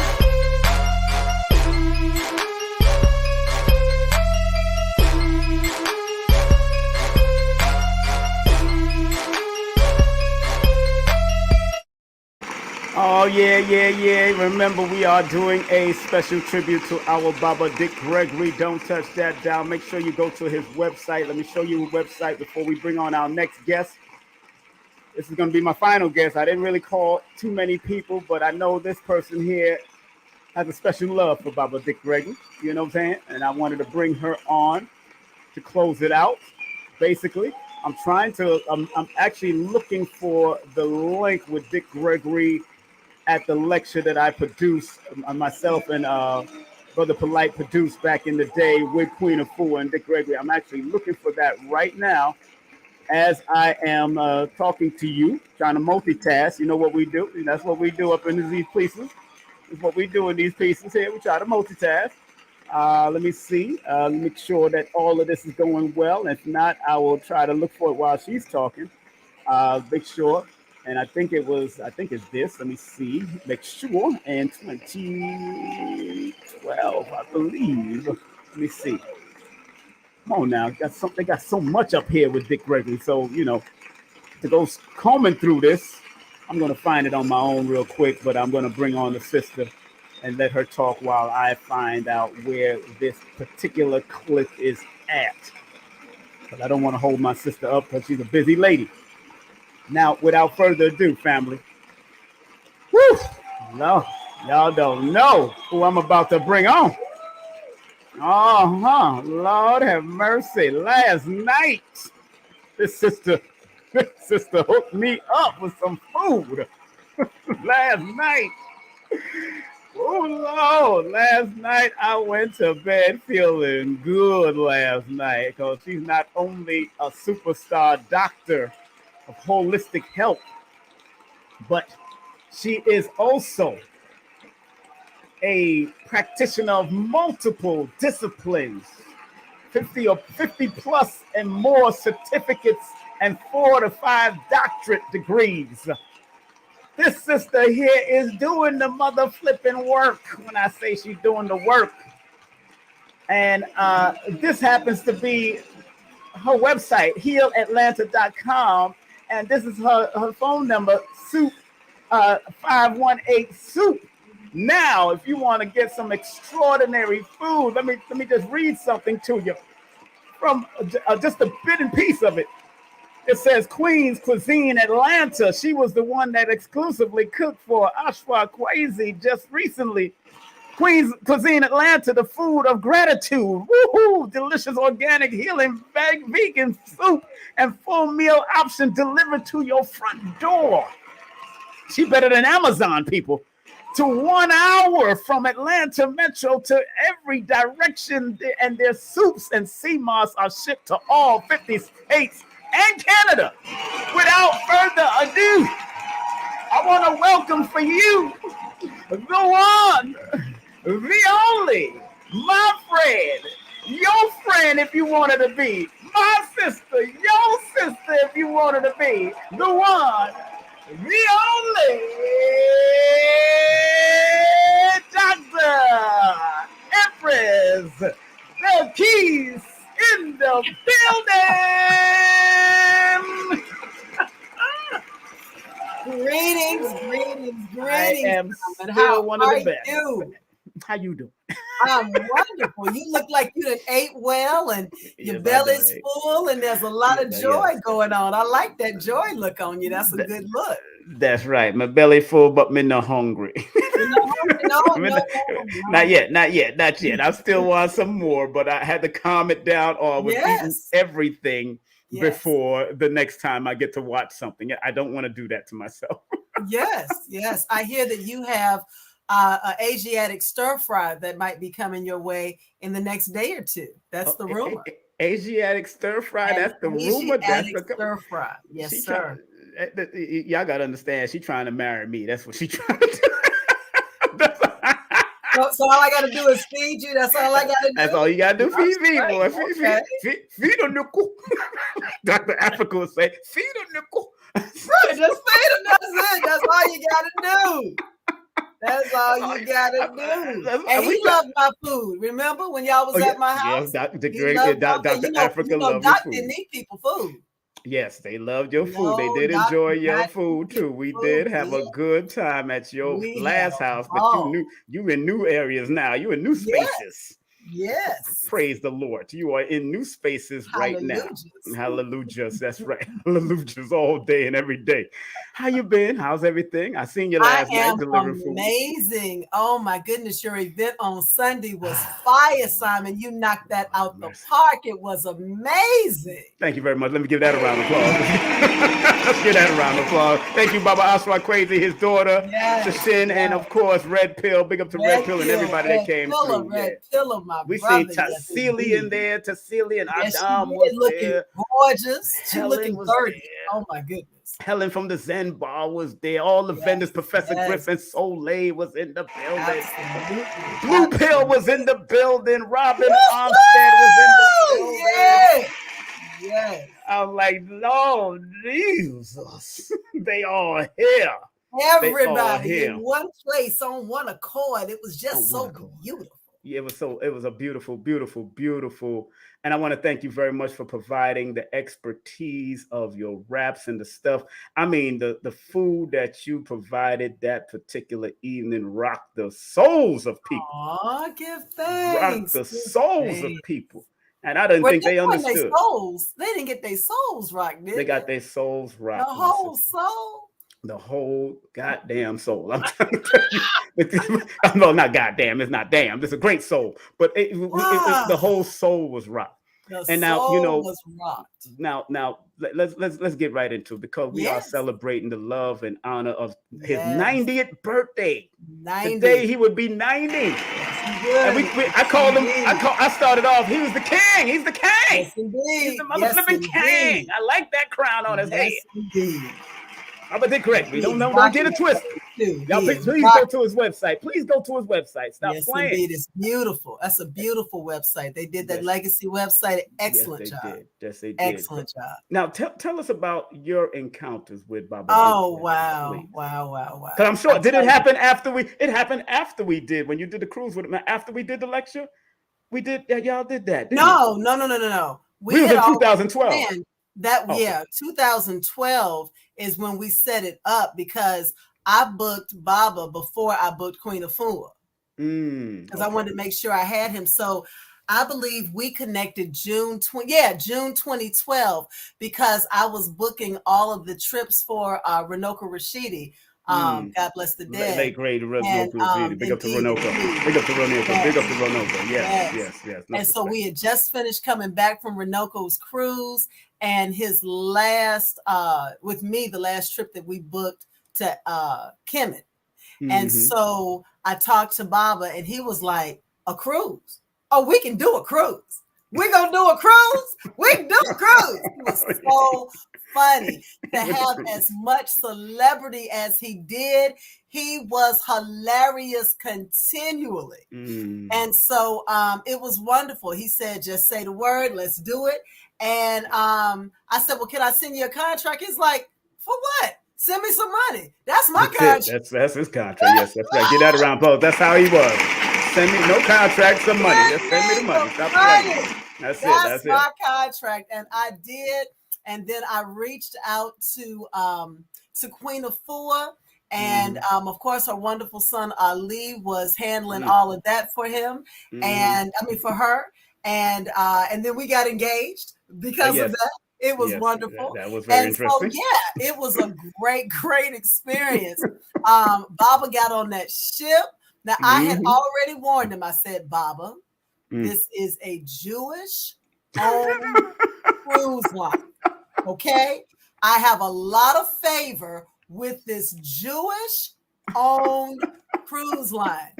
And all he did was smile at me. And I said, Oh, I boy. said, Baba, look now, don't Baba.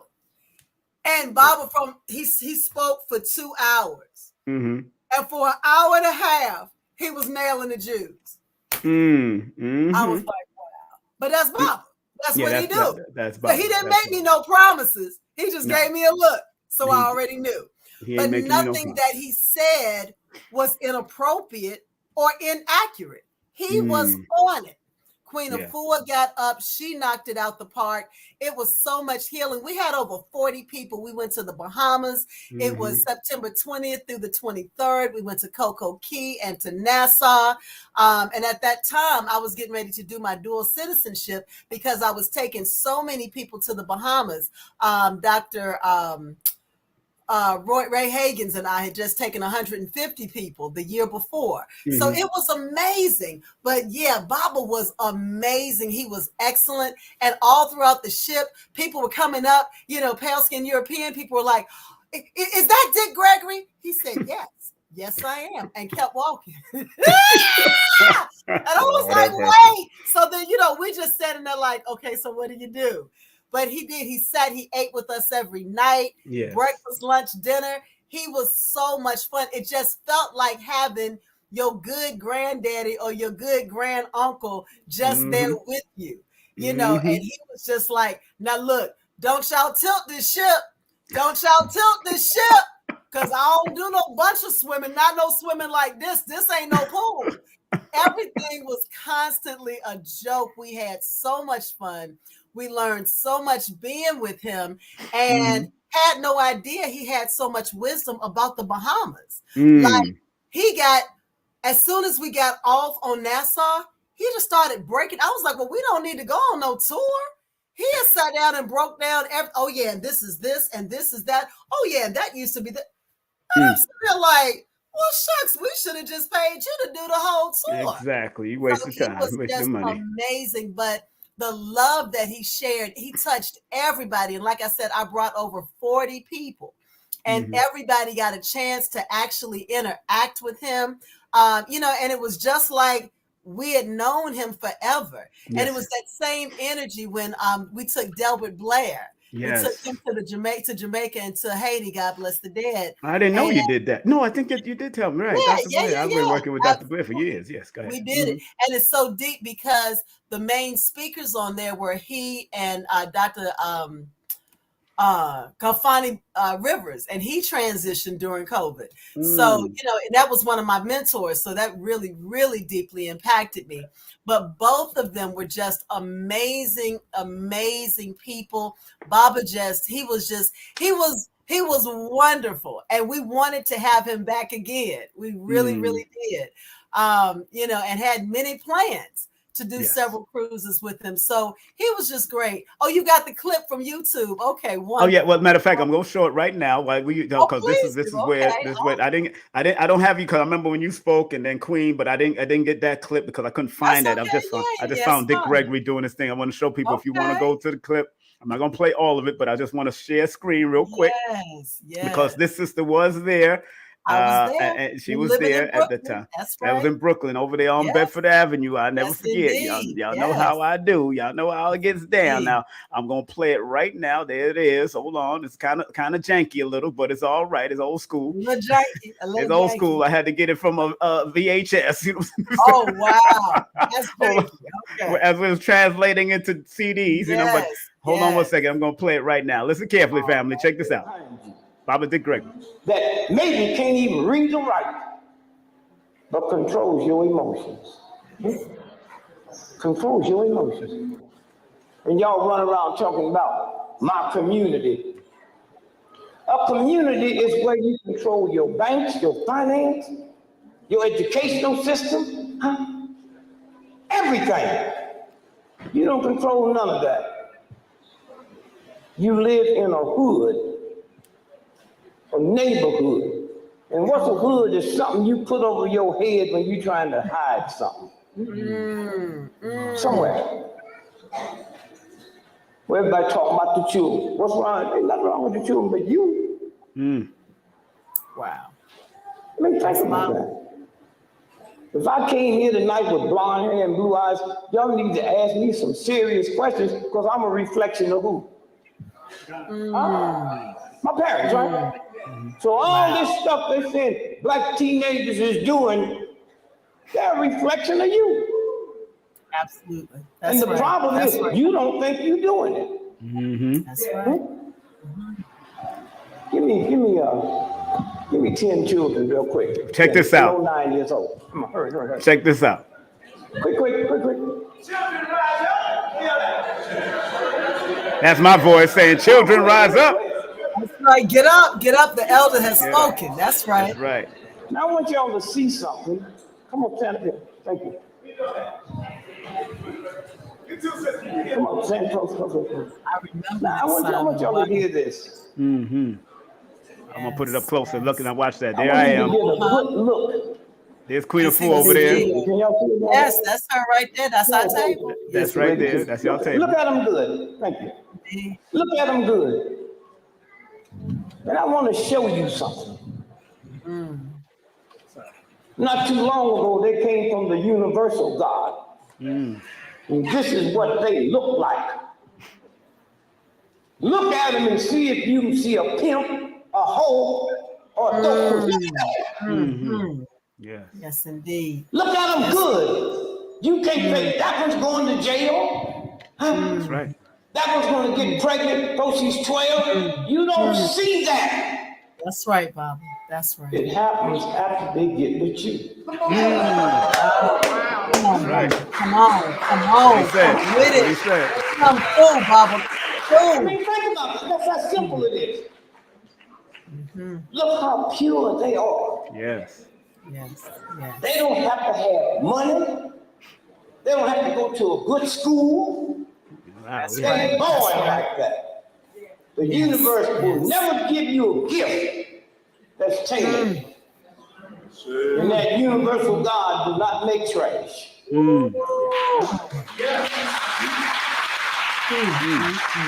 right. And I see me, Simon, right there beside Queen. NBC and CBS. I see you. And the New York Times show right too. Thank y'all very much. All right, I'm going to stop it. Y'all want to see the rest of the clip? Y'all got to go. I'm going to stop that. If y'all want to see the rest of the clip, that's the clip right there. I shared it in the chat. You see it right there in the corner. You see Queen of Four and, of course, Dr. Belkis right there in the corner. Those two. Y'all see where I got the arrow? They right over there. Yes, they right over there. I have my little Bantu knots. Yeah, you had the little Bantu knots. That's right. Somebody in Jamaica, they call it Chinese bumps when it's Bantu. I don't know how that works. They call it Chinese bumps. But you remember that. You see what he said? And he brought those children up there. Give that a round of applause, Baba.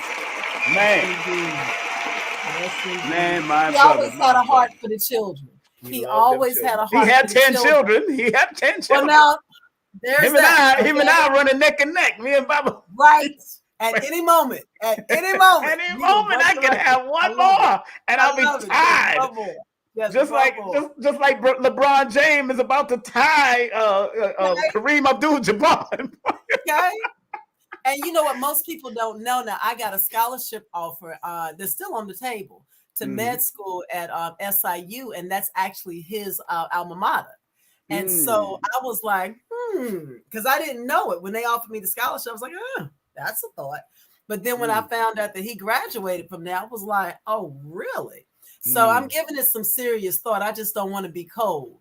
So I'm like, yeah. You just don't want to be cold. What does that mean? It's in Carbondale, Illinois. Oh, you don't want to be cold. You can't do it in the summertime when they doing summer. What's going on? I'm going to med school to be a psychiatrist. No, you can't just do that in the summer, baby. Oh, you can't just do that in the summer. And they're not doing any online classes. That's what to be a psychiatrist. Oh yeah, you got to deal with oh Lord have mercy. You got a lot to do there, girl. Make sure y'all because our people need all of it. I need to have all of 2, 3, 5 doctors ain't enough. I need to be a whole psychiatrist to deal with what has happened to our folk and their whole minds. They have lost their African minds.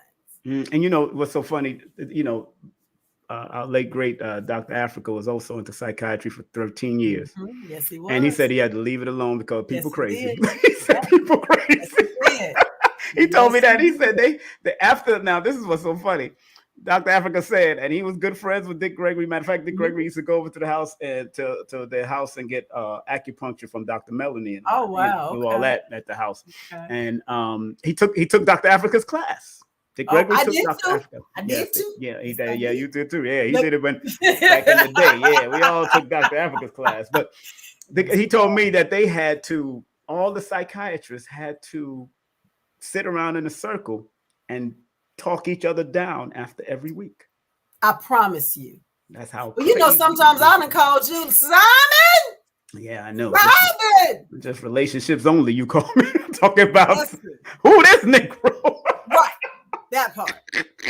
That's why I'm single, because I'm just like, Simon's not going to prove anybody. Everybody numbers are jacked up. Okay, fine. I'm going to just be a workaholic. She is as single as Kraft cheese. Girl. I am just as single and happy. And I cook. How about that? And you say it's Kraft cheese. That's Kraft cheese. All right, I could say Daya, whatever they selling now. I will help you. Whatever they call it. But I tell you, Simon won't approve nobody. I bring them. What's their birthday? Nope. Yeah. No.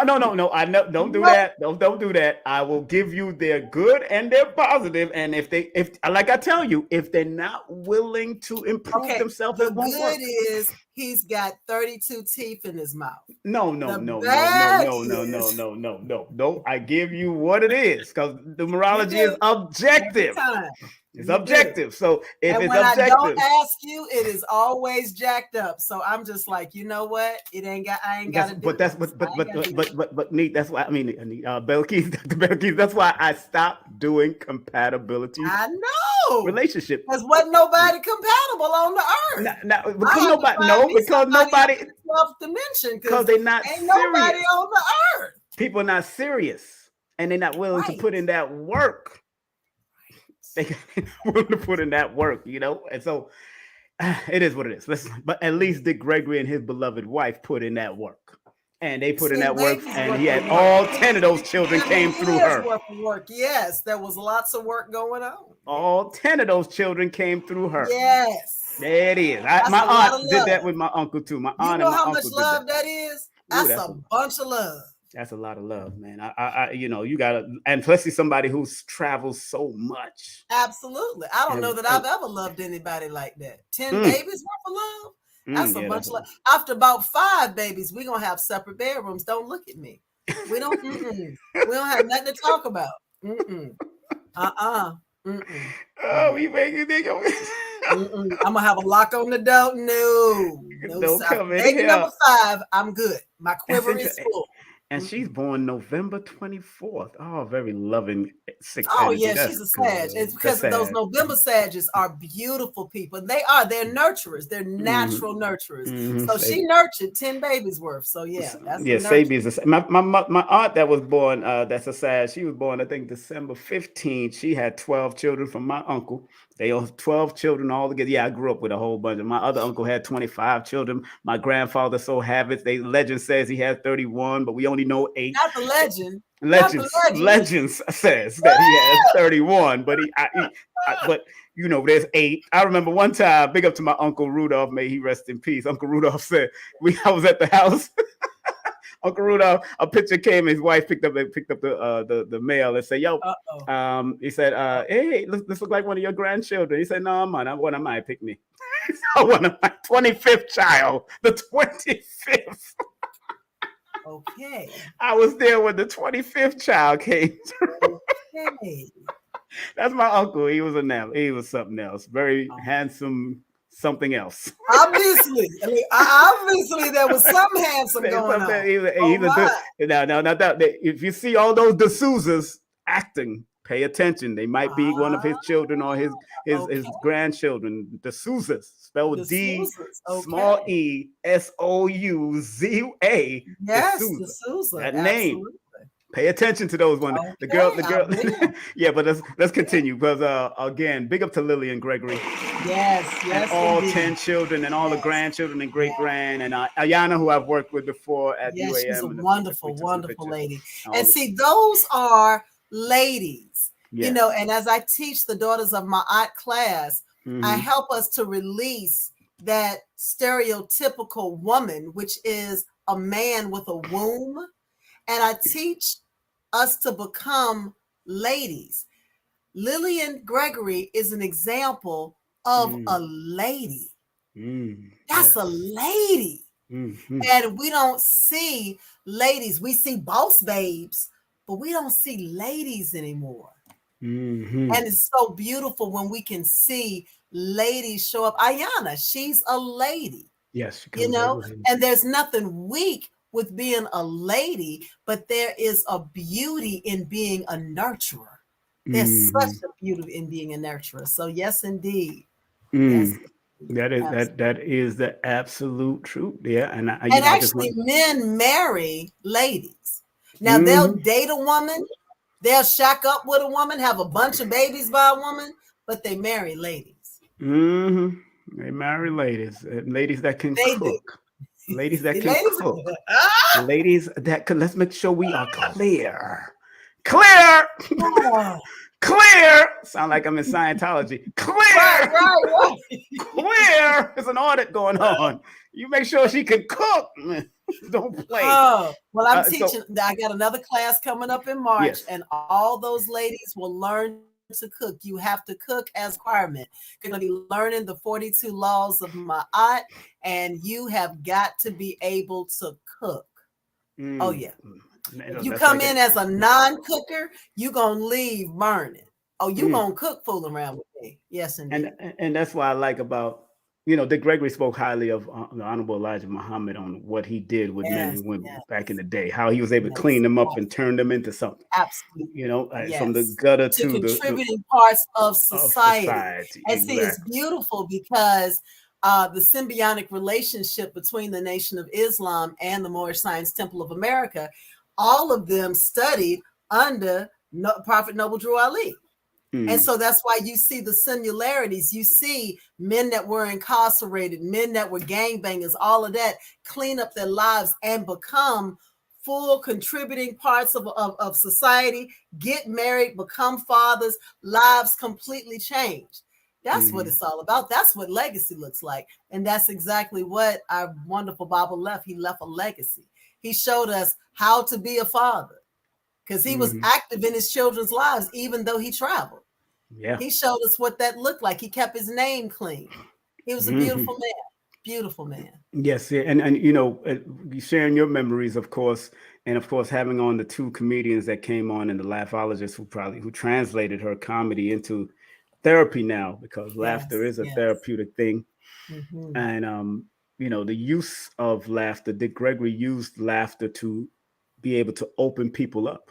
And that's how he was able to disseminate the information, whether people thought it was conspiracy, whether it was whatever he thought people thought it was. They got to understand that Baba Dick Gregory knew how to open people up through that sacred stage calling called laughter and comedy. And he was one that helped break through to help people to break through to what we call the main stage, the major stage, because he was, like I said earlier, he was on the Playboy circuit. He was on Playboy nightclub with that freak Hugh Hefner. They should just pull him out of the grave and arrest him. That's how deep that is. So, not focus on Bill Cosby, focus on the man that facilitated a lot of that madness back in the day. Don't dig him up. Dig him up. Right. He's probably down there acting a fool. He's definitely down wherever he's at. He's in another realm. He done built his own, reality. Oh yeah. He built his reality, and I'm sure he's having a good time. And he's probably not in what we like I said, hell and heaven is in people's minds. Oh yeah, you create your own heaven and hell. And a good movie to watch is that Robin Williams movie, What Dreams May Come. You said that. I still need to watch that. That's a good metaphysics movie when it tells you about creating your own heaven and your own hell. Okay. Stay focused. I might be in a heaven with a bunch of numbers and I'll be able to read all that. But they all motivated and they all quality numbers and peoples. You know what I'm saying? I love it. But you said you was on the cruise. Now, other than that, the cruise, were you still in contact with Baba Dick Gregory at all? I wasn't after that. I wasn't. I really wasn't. And I started booking so many cruises. After we did that, we did another one with Queen Afua. And then I started doing a lot of land packages. And then I started with HEALarious in Jamaica. So I was in Jamaica like 4 to 6 months out of the year, taking people over there, helping them to heal, especially people that had life-limiting diagnoses. So we would take them to the private beach, cover them with clay, and just help them to get to the root, because all disease comes with a message. And once you can get the message that is trying to deliver, it doesn't need to stay in your body anymore. So my focus wasn't as much. I still was owning my travel agency, but my focus was more on land packages. And so now, about 3 weeks ago, they changed the CDC requirements. So you no longer have to be vaccinated in order to cruise. So we'll be starting back with the wellness cruises next year, once they open up Florida, because right now it's just New Orleans, New Orleans, Texas, and Alabama. So as soon as the rest of those ports open up, we can do our wellness cruises. Somebody said King Simon was going to do a cruise with the pills. I don't know. That's what the rumor was. I don't know where that came from. That's a big rumor there. That's what the people said. That's one of them big rumors there. But I mean that you're talking about health and wealth. We knew that Gregory spoke about health. This is one of his books. I have this book. Actually, I actually have this book. Oh, wow. My mama had that book. Dick Gregory's Natural Diet for Folks. That's from like the 70s. With Mother's Nature. Yep. Oh my goodness. I haven't seen it since she had it. And it's $392 online now. Somebody should be hitting their head for that one. They shouldn't be disrespectful. You know what I'm saying? They should be disrespectful. But Dick Gregory, of course, he was into his diet and taking, because he was over 200 pounds back in the day. Indeed. Yes. He ran across America in protests. Yes, he did. He did a lot of activism, and even being healthy is an activism. It is. It is an activism. It is, because you're fighting against the programming, and it's not just the programming of our people. Yeah. It is the programming of the nation, because one of the worst things that ever happened was when the borders were opened up and we all started to try to be one. You see what I'm saying? So when we had our schools and we had our morals, then there was a limitation. But then all of a sudden, everything was opened up. And so we wanted to try everything that everybody else was doing. And so I know that you remember back when we would get out of school and our grandmothers would give us the Jamaican bitters. Yes. And they would make sure all summer long you had them. When you got ready to go back to school, you had them too. All those things stopped. And so mothers no longer knew how to go out in the front yard, pull up some dandelion, how to go out in the backyard, pull up some red clovers, and all of those things, make teas so that we would have our immune system built up. So when we went to school, we didn't get sick like the other children did. But when we just had our schools, that's what our grandmothers did, and make sure that baby's got a hat on, make sure that baby's got a scarf on. You see children out now, 14-degree weather, no hat, no coat, no scarf. Well, you have a coat, but just a coat, and it's open. And that is symbolic of the way that we just kind of got left out there, and that's one of the reasons that so many people loved Baba, was because he represented the father and the grandfather that many people never had.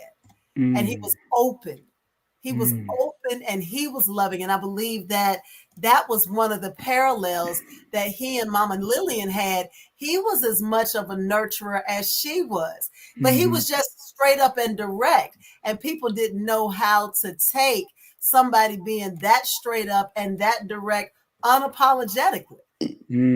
That's right. That's right. That's right. That's right. Him unapologetically all day long. He definitely said what he mean and meant what he said. All day.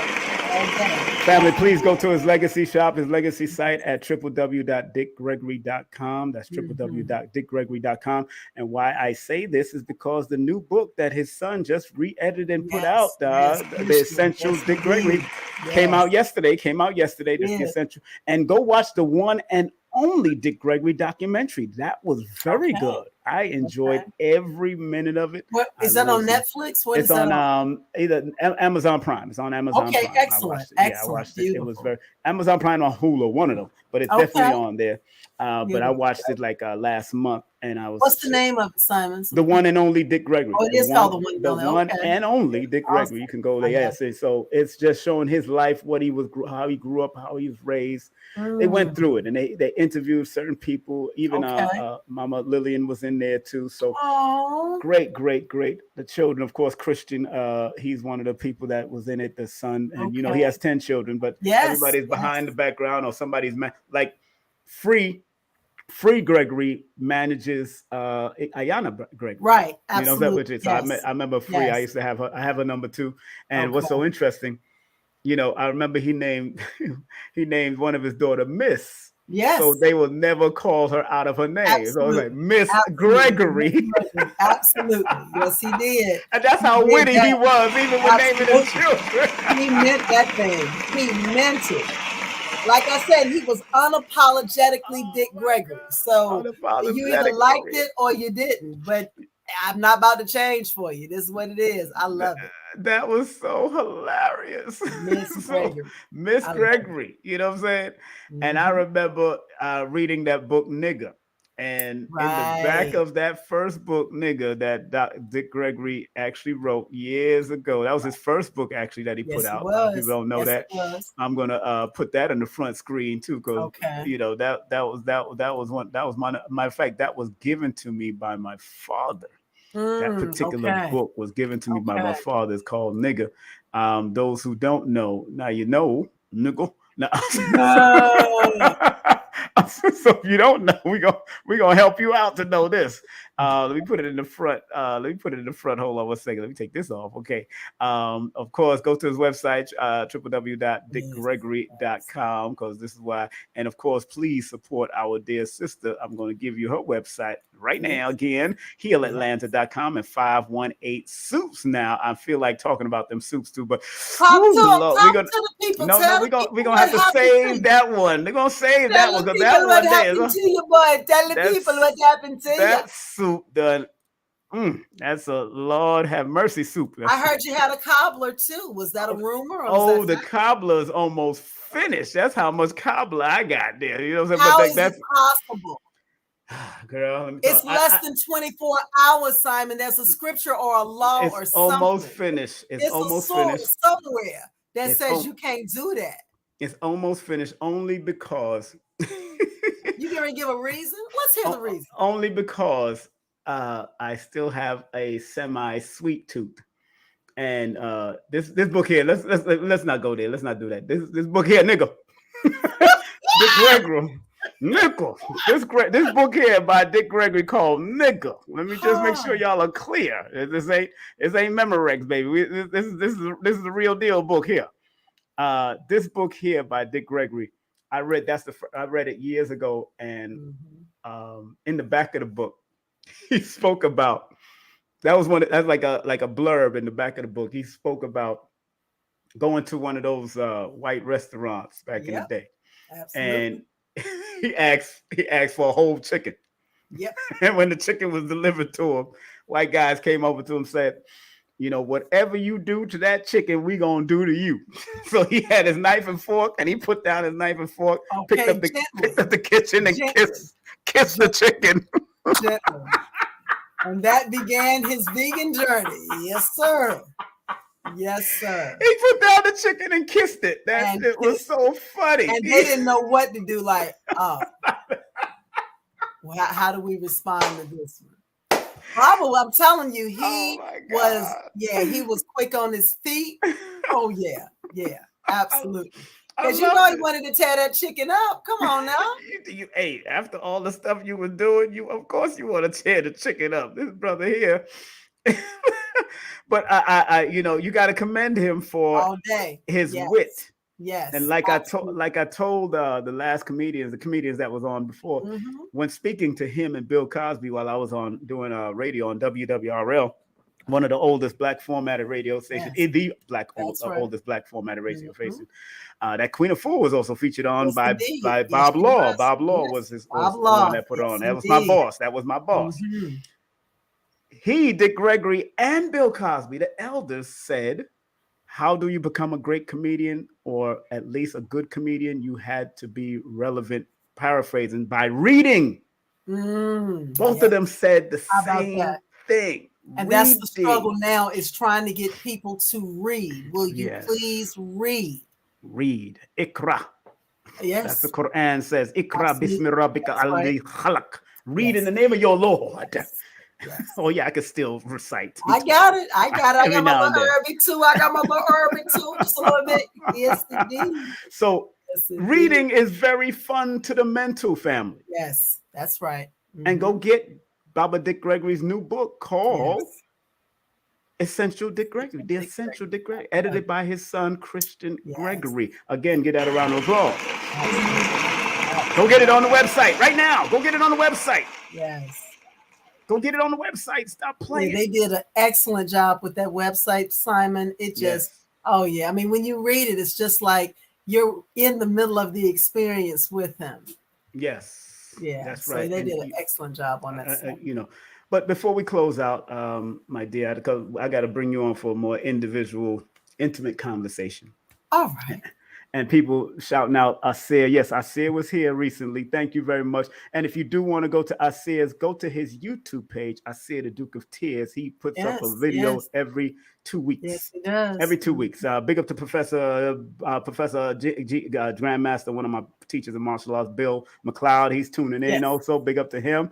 Asir, if y'all want to support Brother Asir, go to his website, please. Or go to his YouTube channel. He is my brother. He's a Sultan out there in Florida. That's my brother. My big brother. Absolutely. Yeah, that's it. That's my brother. But on closing, what would you, from your spirit, tapping into people like Baba Gregory and all the greats that you have worked with, because you have certified yourself throughout the years. This child has them certifications back there really goes to the floor. Don't let them fool you. She only got a few of them. How many you got on that wall right now? Really and true. How many you got on that wall? She looking up.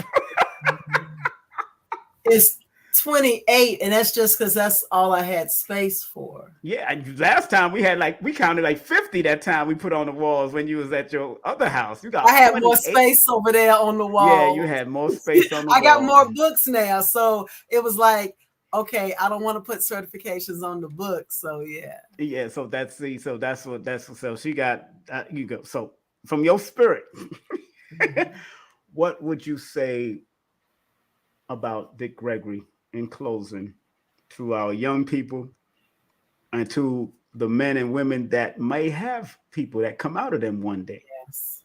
What would you say from your perspective that people should pay close attention to when it comes to what Dick Gregory had to offer?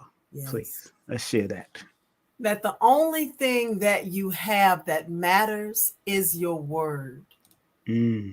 Dick Gregory was a man of his word.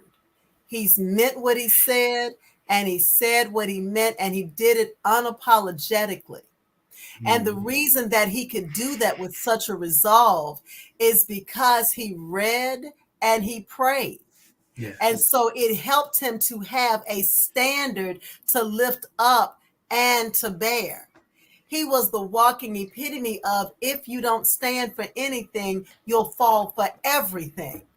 And so no matter who liked what he said, who agreed with what he said, he was at peace with and in agreement with himself. He always reminded me of the book of Isaiah, where the Most High in the Bible said, I swear by myself. I don't have nobody else to swear by, so I swear by myself.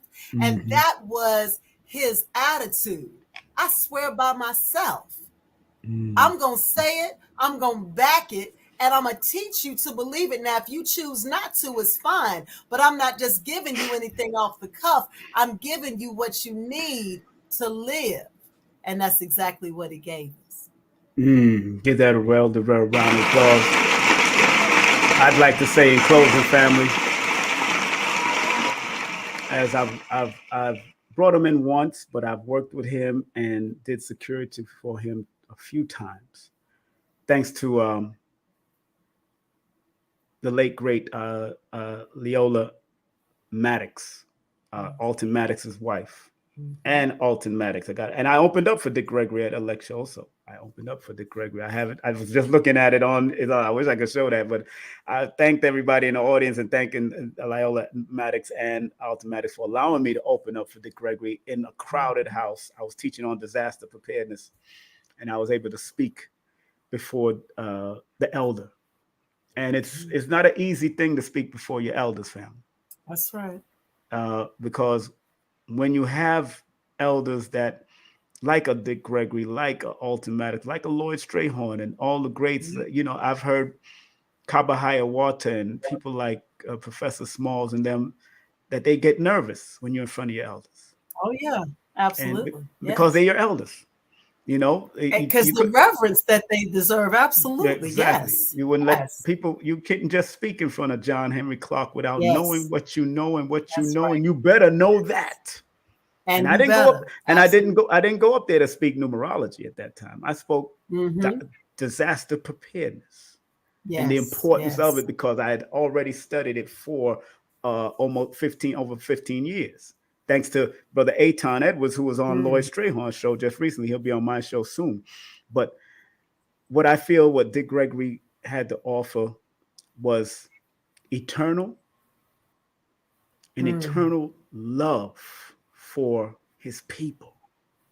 Eternal love for and our well-being, and unconditional yes.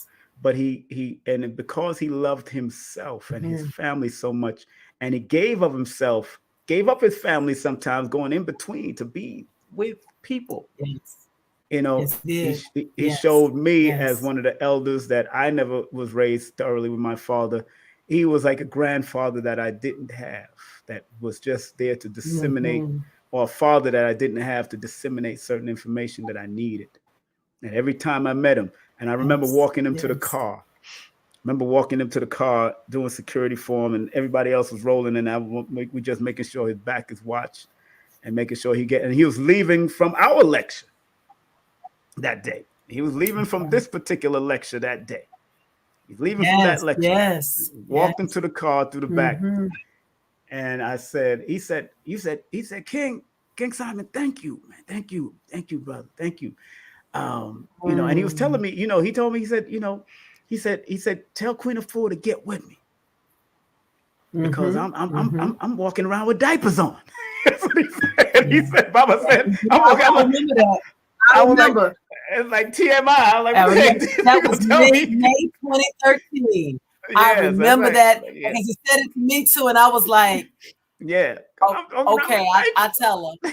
He told me the same thing. He told me downstairs.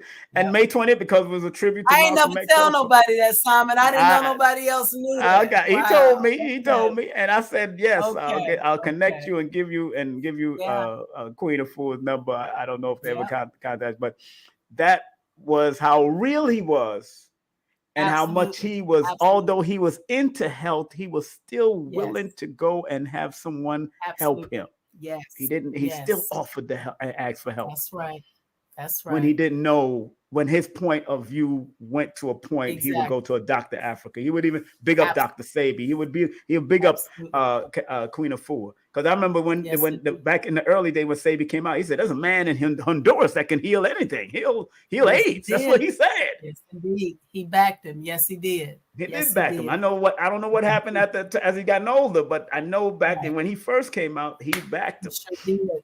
Yes, indeed. So I think it's important that everybody out there, study, research, Google Baba Dick Gregory, get all of his books, go to his website, his legacy site, and go see and watch and learn and take in and show respect.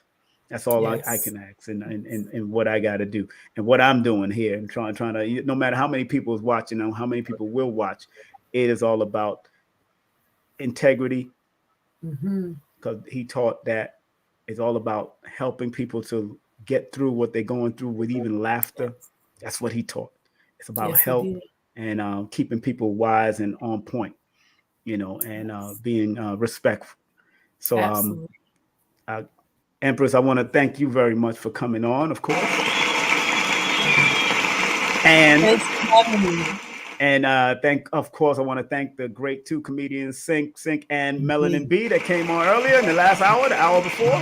Y'all know I don't do long interviews, so this is really a prize, and I want to let everybody know. Of course, please go to 518. Call that number. When I say the food is good.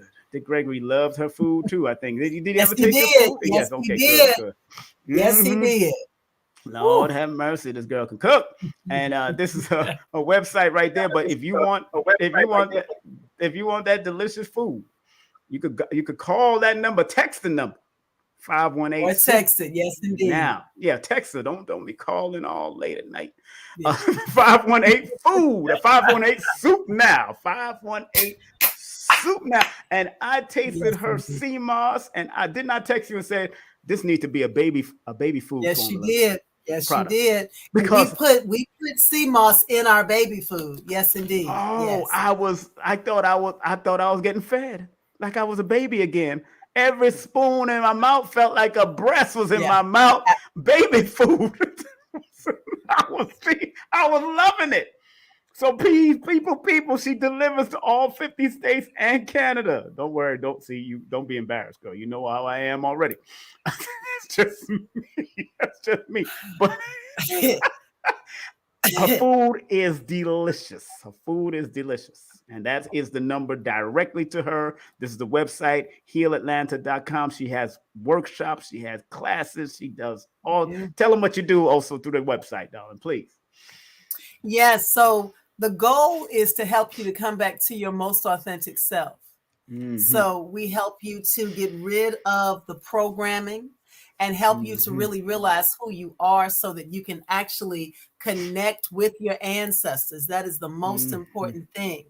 And so a lot of times, based on who we have become and the personas we've taken on, we think that is some buck dancing thing. I shimmer when I listen to, because when I talk to my clients, I talk to them about the importance of ancestor money. And I'd love to come back on and talk about ancestor money with you, King Simon, and the importance of cleaning up our ancestral lineage. But the more intelligent many of us become, the more we find dealing with the ancestors and things to that effect to be foolishness. And so, I remember in the scriptures, it said that the God of the Bible actually to confound, he gave the wise things he gave the simple things to confound the wise. And so we always want to make sure that we are showing up not as who our mama wanted us to be or who our auntie wanted us to be, but who we are in our most authentic self. Because when you are your most authentic self, you want to connect back to your ancestors. You want to find out, who is it that rules my head? Who is it that has me covered? I know when I sleep at night that there are guardians in all four corners. Who are those guardians? Who is it? So that I can give back to them the way they give to me. So that's one of the things that I do, is I help people to clean themselves up. I deal with people who have all types of major and minor diseases. I am a death doula. So when people have life-limiting diagnosis, they come to me. I help them set up their estate, their wills, but I also help them to decide, are you ready to transition? Because you don't have to make your transition. If we can get to the root of why this disease has shown up, if you kill the root, you kill all of the fruit, and you get to stay a little while longer. So those are the things that I do. Give that a round of applause, family. I want to thank you very much for coming on, Dr. Belkis, Empress Dr. Belkis, and thank you for Queens Cuisine Atlanta. Yes. We got more stuff to come, got more events to come up, so we're gonna make sure we're gonna talk about it. She's definitely stretching my rubber band, like Dr. Blair used to say. My mindset, I said something about that on the IG, and the IG would not allow me to post this video I did today for some reason. I mean, Polite came on Even Farrah Gray came on to watch me. They didn't come. I didn't put them up. They didn't request, so they just came to watch me. But it was about a saying from Les Brown. You should believe in the people that believe in you until your belief kicks in. And yes, I spoke about you because you always, you said you examined the crowd at Ancestral and you said, I've outgrown this. Yes. And that I need to do bigger things. And I told them there's a fear because the more like they used to say, the more money, more problems. The more successful you get, the more problems. And yes, I don't like the dramas, and I like people getting in my business doing it. So I try to keep a certain low profile, but it must be, I'm going into this 1 year frequency, my new beginning cycle. So I know it's about doing something new, but the turbulence is coming in. Yes. And I know I'm in that freak. That's why Lloyd said he wants to be my best friend next year. Yes. Lloyd said, he's already my best friend. So I don't know what the heck he's talking about. Yes. But I totally got it, and I thought about it. I laid on it, and that night, this morning, in my what Sri Master Gano Grills calls your recordings. That's right. Who came to me?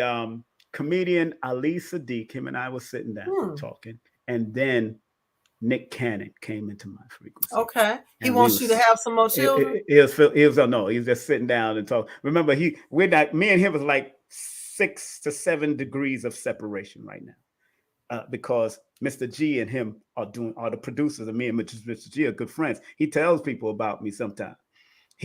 At one time I was doing a broadcast like this. I think it was you or somebody else while I was in New York. Mr. G's trying to call me, but I guess he don't know I'm on the broadcast. You know who he had on the line that he wanted me to drop the numbers on him real quick? Oh, wow. You know who he had on the line? He had Nick on there. No. Oh, he had Busta Rhymes. Wow. He had Busta Rhymes, but I didn't answer the phone. Damn. Because I was, I'm in focus. I'm not going to disrespect my audience just because somebody calling me. I just didn't answer the phone, but he had Busta Rhymes that he wanted me to drop his number because, and Busta Rhymes didn't release that album, and I could have told him he would have been going into his 11th cycle, which is what was that cycle he was in?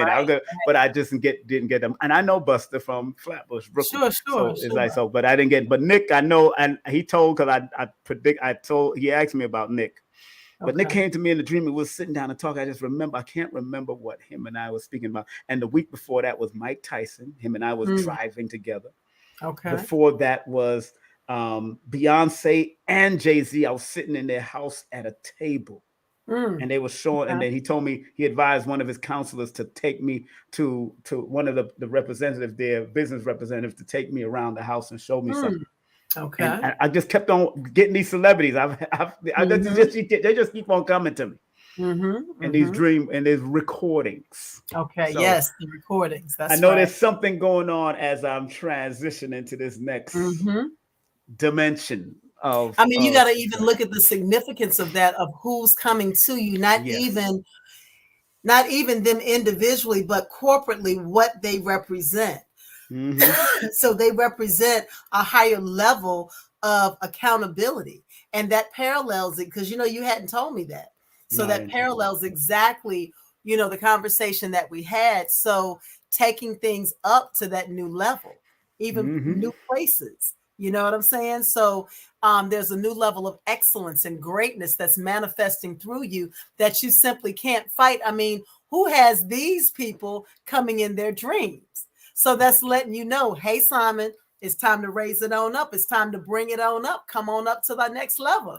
It's time, fella. It's time. It's time. Yeah, I know. Mike Tyson, that was funny because him and I was driving the car and I went the wrong way. He said, oh, let me take over and drive this car. But see, look at it though. Look at the way that Mike has transformed his life. You see what I'm saying? So he has done a full 180, acknowledging his spirit, putting his spirit first, and then concentrating now on making sure, yes, I want to make sure my body is tight, but I want my body to be a temple. So I want to clean it from the inside out. And therefore, you're seeing a completely different manifestation of him. You're seeing the beauty and the excellence, and you're seeing the vulnerability that he would never let you see before. So see, now you're seeing grown man Mike Tyson. That's a whole different dynamic. Definitely grown man Mike Tyson. That is I never met him. I never met him. I just seen him drive by one time. Okay. Okay. In a convertible, just driving Brooklyn, driving by, and everybody's like, "Oh, that's Mike Tyson. Head big, body big. He in a convertible, his body out like this." I'm like, right, just big. But again, family, I want to just thank everybody. Thank you very much for coming on. Let me get ready to close out because I got things to do, and it's not going to be eating no soup because I was going to say it sounds like it's cobbler. That's what it sounds like. Yeah, cobblers. I got a little bit left, and I'm like, oh, should I do this before I go to bed?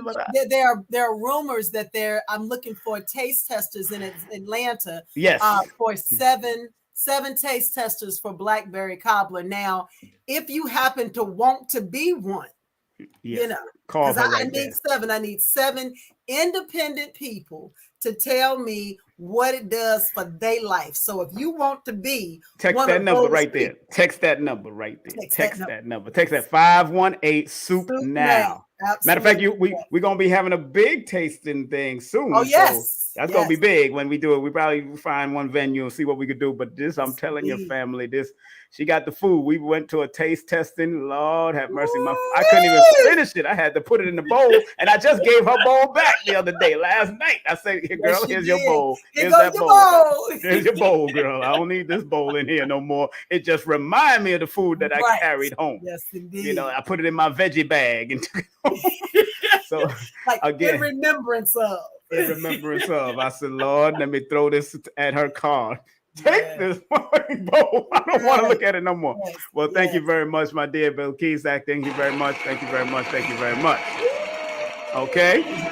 And we will talk. Okay. We will talk, and we will set up plans because we got some big things coming for 2023. You got big things to do. Big things are gone. Big things are going. All right. So we're going to talk. All right. You be safe. Okay. All right. Thank you very much, Bill Keys. That's right. Dr. Bill Keys in the building. Let me remove all. All right. All right. Peace and love. That's right. Woo, man. I'm so glad we had this time together just to have a laugh and sing some songs. We got to talk about the great Baba Dick Gregory. And it's time for us to say so long. Thank you, Baba. Thank you, Baba. Thank you, Baba. Thank you for all you have done. Go to this website. Show him some love. Spread love. Spread love to Dick Gregory. That's the website right now. Want to thank Melanin Bee, of course. Want to thank Sinck.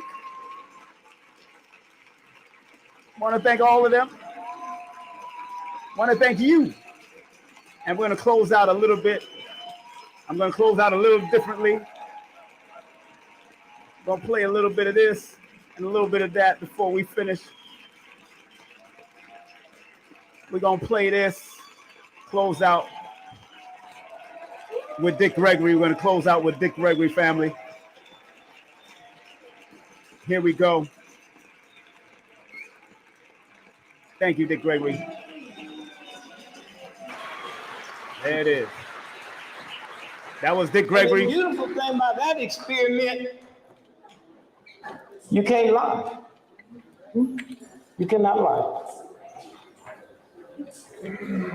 Black folks talking about so-and-so got good hair. Are y'all crazy? Go ahead,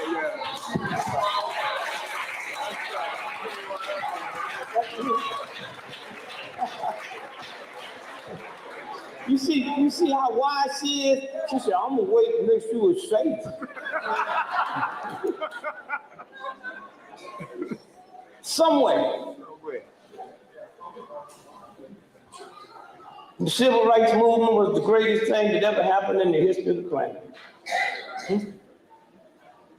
We took on the mightiest, filthy, ungodly, unspiritual group of heathens that's ever lived on the planet, and we did it with no guns.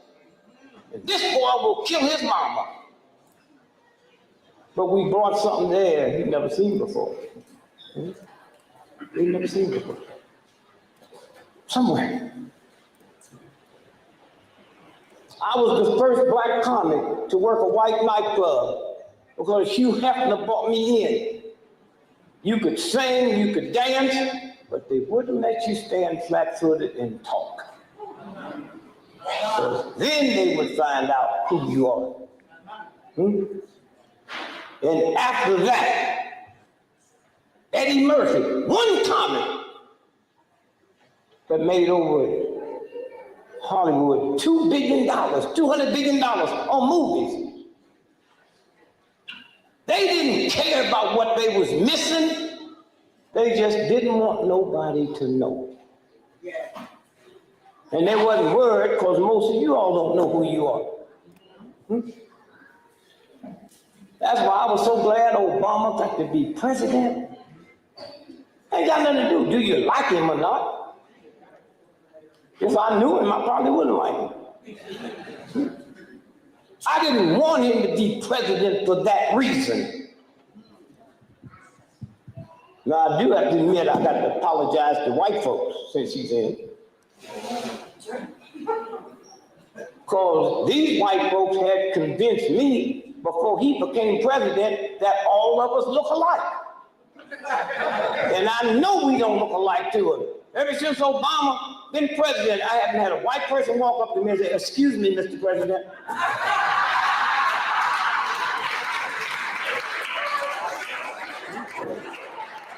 Well, I'm not gonna lie to you. I pray to God every night. I say, God, if I have to be born over again, let me be born white. White folk are the luckiest people on the planet. Out of all the stuff America has done to us, when they finally get a black president, they get a behaved Negro. He don't raise his voice. Been to the best of their schools. And they so rotten right down to nothing. At least them white folks just know his daddy was black and his mama's white, so at least like the white part of him. But let me tell you, while we're sitting here arguing about did he do this, something happened with him and that he has no control over. And the reason them white folks is mad, I don't blame them.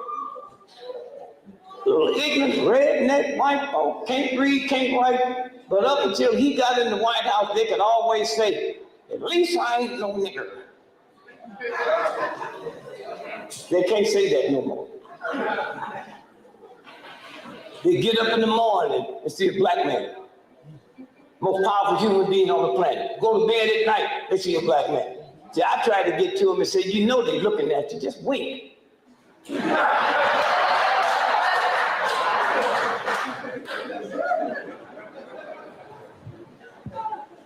A behaved Negro. How many of y'all know I ran for the president of the United States in '68? Woo! Them white folks better be glad I didn't win, and you too.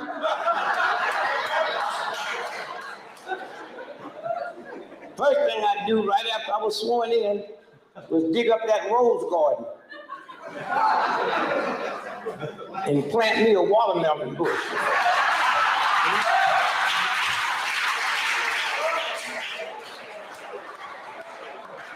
When I had state dinners at the White House, watermelons all they're gonna get. You want something else, you better stop and get it on the way. And I sit up on the balcony of the White House, eat watermelon and spit them seeds down the Pennsylvania Avenue.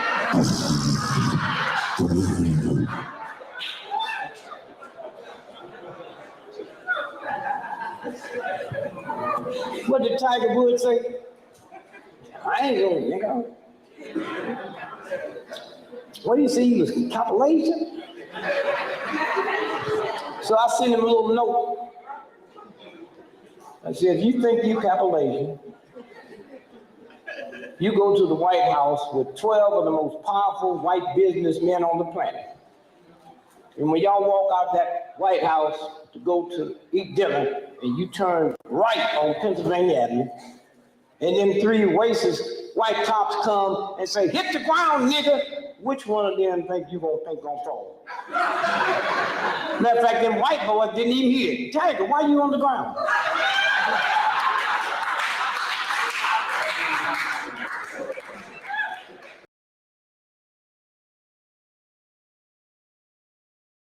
I tell them, you can't thank to me because you white folks is born with 300 years of white privilege. Yeah. Victor said, not me. Shut up, man. Light-complected black folk got a privilege. Somewhere. It's a new rhythm now.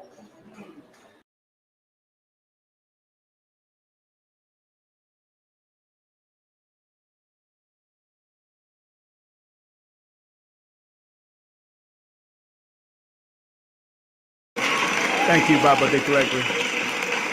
Thank you, Baba Dick Gregory. Thank you, Baba Dick Gregory.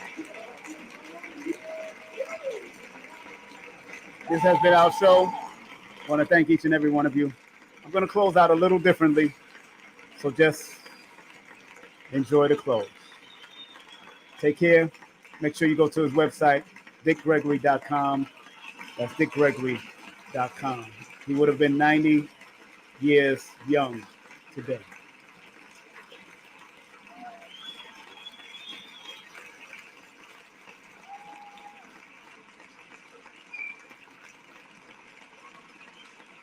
It's the numerational session with King Simon. Text your full name and date of birth to 347-496-1022. That's 347-496-1022. And get my books on Amazon now.